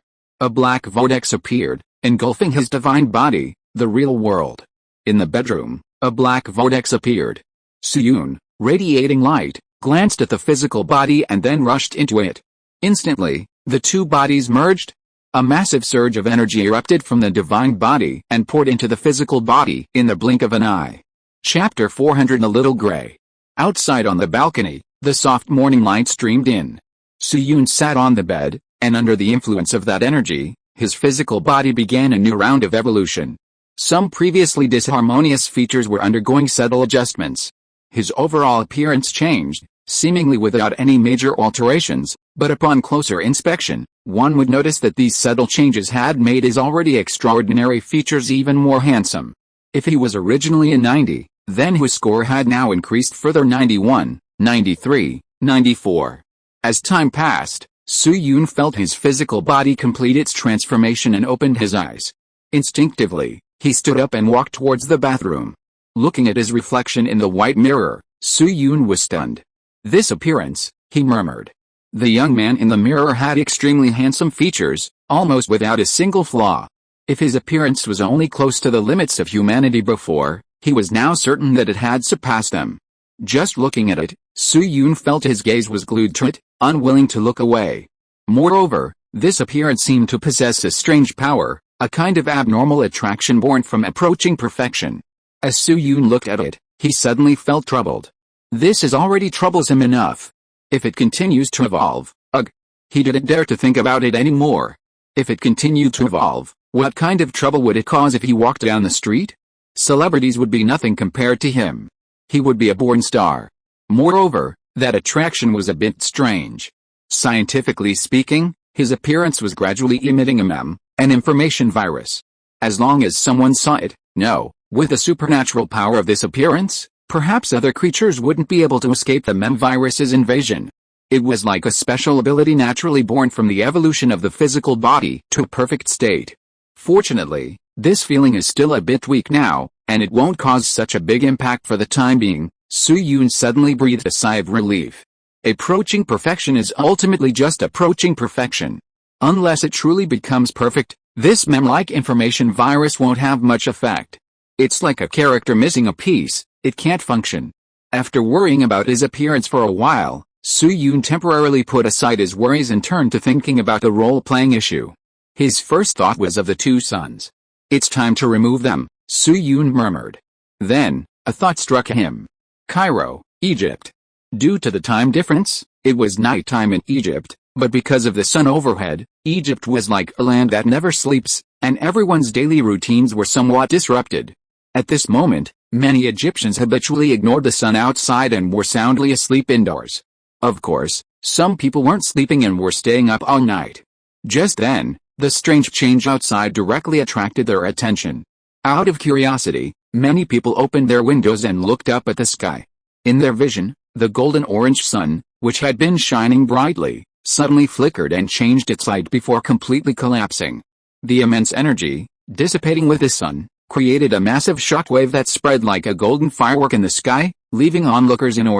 The burst of light was like a flashbang hitting all of Egypt, blindingly bright. Then, the sun has disappeared, exclamations echoed throughout Egypt. The light in the sky gradually dimmed, and darkness slowly enveloped the land. This scene filled the Egyptians with both surprise and joy. Has Ra forgiven us? Oh God, great, thank you, Ra. A chorus of devout prayers rose in the next instant. In these past days, their feelings towards Ra had shifted repeatedly. Now, some had directly embraced Ra, praying for his forgiveness. The disappearance of the sun led them to believe that Ra had forgiven them. People pulled out their communication devices and quickly relayed the message to those still asleep. As people awoke, from commoners to the elite, everyone felt a surge of joy that brought tears to their eyes. With a creak, a wooden door opened, and a burly man with brown skin looked up at the sky in surprise. Ra has withdrawn the punishment, he murmured. Brother Dill, what happened? Several rough male voices came from behind him. The god has withdrawn the punishment, Dill quickly said. What? The resurrected ancient Egyptian warriors rushed to the wooden door, staring in shock at the sky. Su-yoon's act of withdrawing the sun not only affected Egypt but also elicited a similar reaction in the United States. It was also night time. During this time, Americans felt their white skin had darkened, they had had enough of the sun overhead. Now, seeing the sun disappear, Americans enjoying their nightlife embraced and exclaimed in surprise. Oh my God, that's wonderful, a white man exclaimed excitedly. God?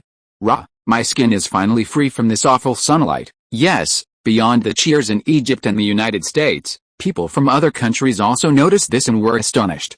At the same time, they also sighed, thinking that Ra was truly merciful, if only he were a little more ruthless. If he had simply destroyed the United States, they wouldn't have had to endure the sun for so long. They thought maliciously. Not long after, as the video of the sun disappearing spread, discussions arose all over the world. What a pity, we could have used the sun to shine on those Americans' butts. That's right, Ra is too merciful. I wonder where Ra went. The sun disappeared, where's Ra? Maybe he returned to his divine kingdom. Just as people all over the world were discussing this, Su-yoon felt a sudden surge in faith threads, his face full of surprise. More than 60 million, he was initially delighted, then sighed inwardly. Still a long way from 500 million, a feeling of heavy responsibility and a long road ahead instantly overwhelmed him. Once the effects of the sun have subsided, I can continue playing the role, Su-yoon pondered. While he was thinking about things, he didn't realize that as he withdrew the sun, the reaction wasn't just on the surface, but also caused a stir in space. Beyond Earth, the moon faithfully orbits and protects the planet. However, at the very moment the two suns vanish, a series of sounds rang out from a hidden corner on the far side of the moon. A dozen or so humanoid creatures with gray skin, large heads, and black eyes were engaged in a heated discussion. What happened at the testing ground? A gray being about 1.3 meters tall uttered in a strange voice. If you are listening to this novel on a channel other than Fanfic World, it means it was downloaded and re-uploaded without effort. We warmly invite you to visit our channel, Fanfic World. There you will find the original version of this story and many other novels of various genres. We look forward to seeing you dive into a world of incredible novels. Chapter 401 The Apocalypse is underway. The suns, what's with those two suns? asked another gray figure, about a meter tall. They stared at the projected image before them, bewildered and incredulous.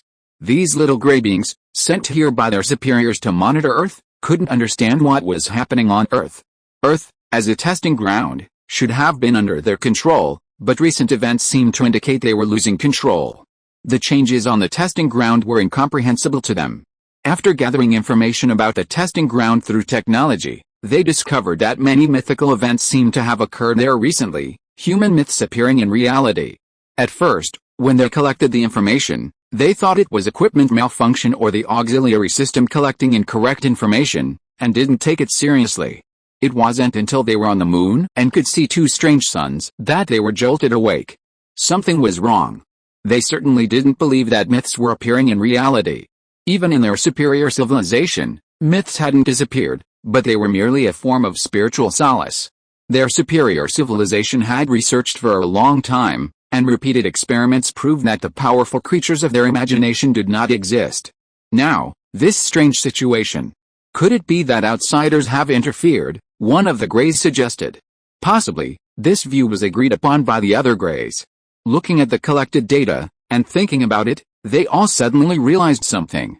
The immortals and gods appearing among humans might be genetically modified humans.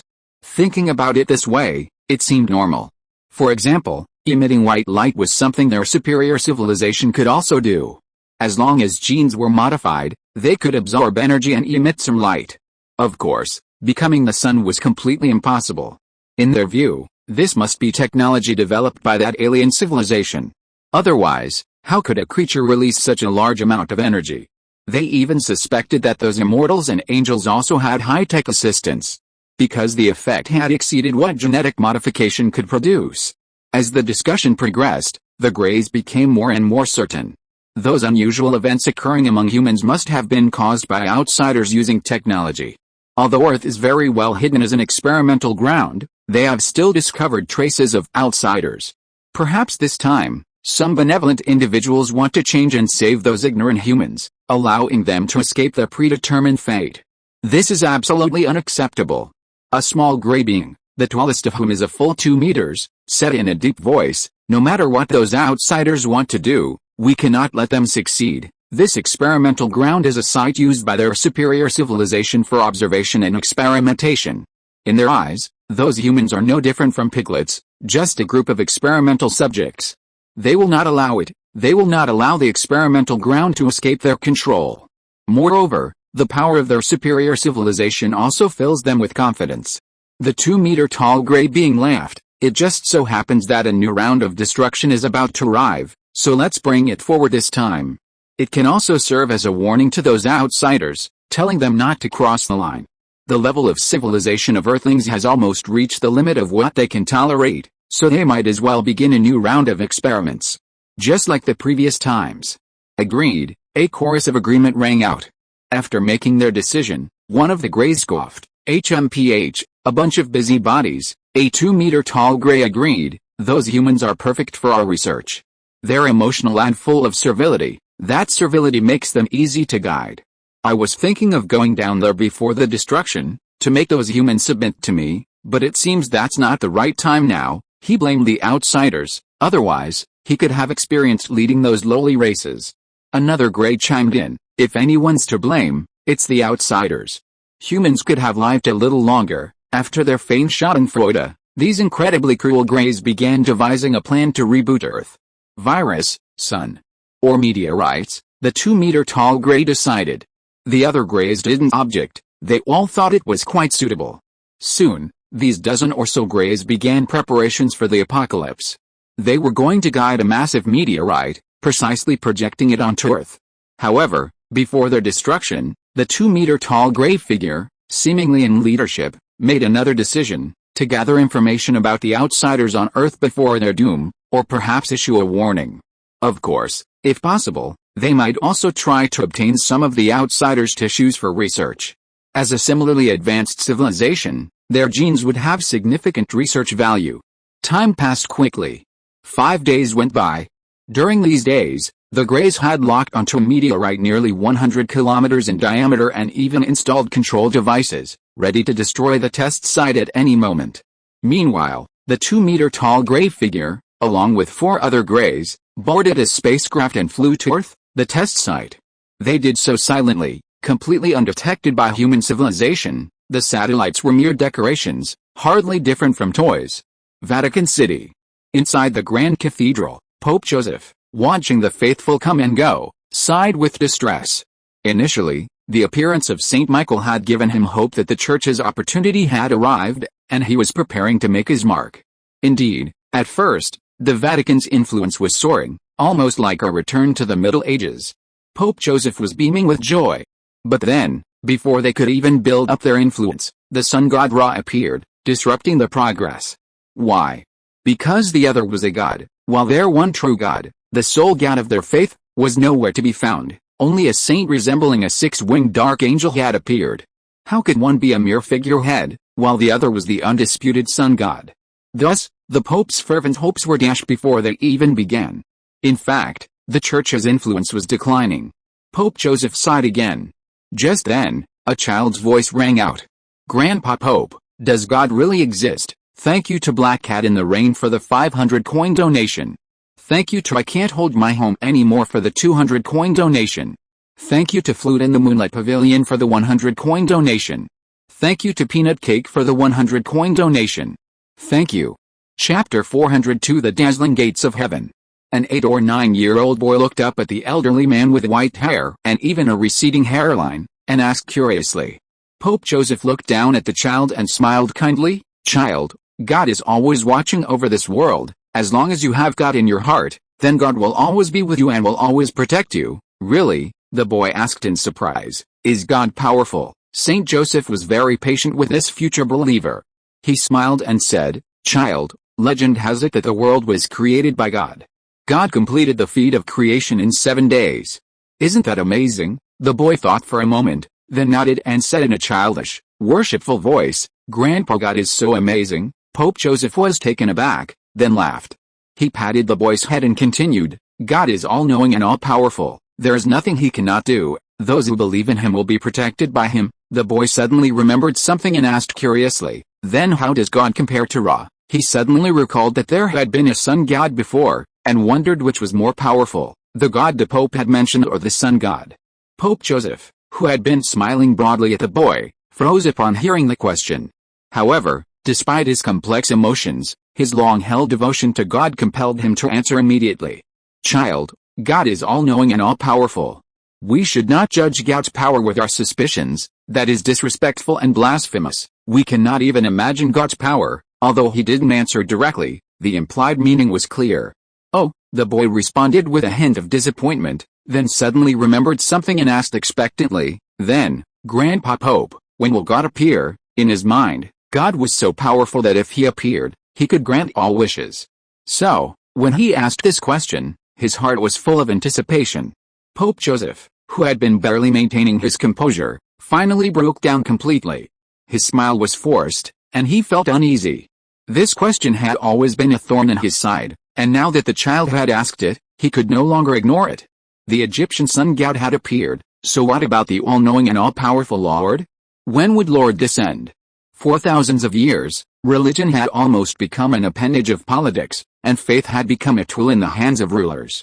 Yet, even so, Lord had not descended. Has Lord abandoned us? Pope Joseph thought sadly.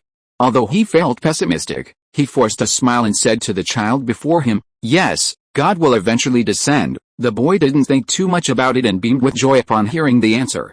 At this moment, one of the guards who had been protecting the Pope stepped forward and whispered to Saint Joseph, "Your Holiness, the meeting with the bishops is about to begin." Pope Saint Joseph nodded, then reached out and patted the child's head kindly, saying, "Child, I have to leave. Go find your father quickly." The boy nodded earnestly, watching the group escort the Pope away, and immediately ran to find his father. He quickly found his father, a white man who looked to be in his 30s, praying.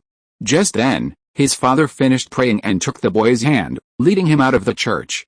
Once outside, the boy couldn't help but tell his father about his experience. The white man was astonished. At this moment, the boy asked curiously, "Father, is what the Pope said true? Will God really come?" Robert was taken aback, then after a moment's thought, he answered confidently, "Yes, God will come. Just as he created this beautiful world, he will appear before us as promised. Clearly, he was also a devout Christian, with no doubt about the Lord in his heart. That's great. The boy clapped his hands with a smile. Just as they finished speaking, a soft laugh came from beside them. Robert frowned slightly and turned to look with the boy. They saw a stylishly dressed, beautiful woman in her early 20s, carrying an expensive handbag, looking at them with disdain. What era are we living in? Still believing in God, believing that the world was created by God, Lillian had come to the Vatican for tourism, but she found it somewhat amusing to see this middle-aged man, deeply indoctrinated with faith, spreading it to children. If your God really existed, he would have appeared long ago, she said calmly, raising her chin. Upon hearing this, Robert's brows furrowed instantly. Looking at the bewildered woman before him, anger flashed in his eyes. What did you say? He snapped. The little boy beside him, hearing his father's words, replied in a childish voice, Auntie, God is definitely real. Lillian, hearing her aunt's words, felt veins bulge on her forehead. She looked down at the little boy, her eyes filled with pity. Look at this poor child, what this man had taught him. At the same time, she, who had only spoken casually, was now somewhat angry. She covered her mouth and chuckled. If you're going to have faith, you should believe in a God who has appeared, like the sun god Ra. At least he appeared. And the God you speak of, she paused, then continued, the sun god Ra has appeared, but the all-knowing and all-powerful God hasn't appeared yet.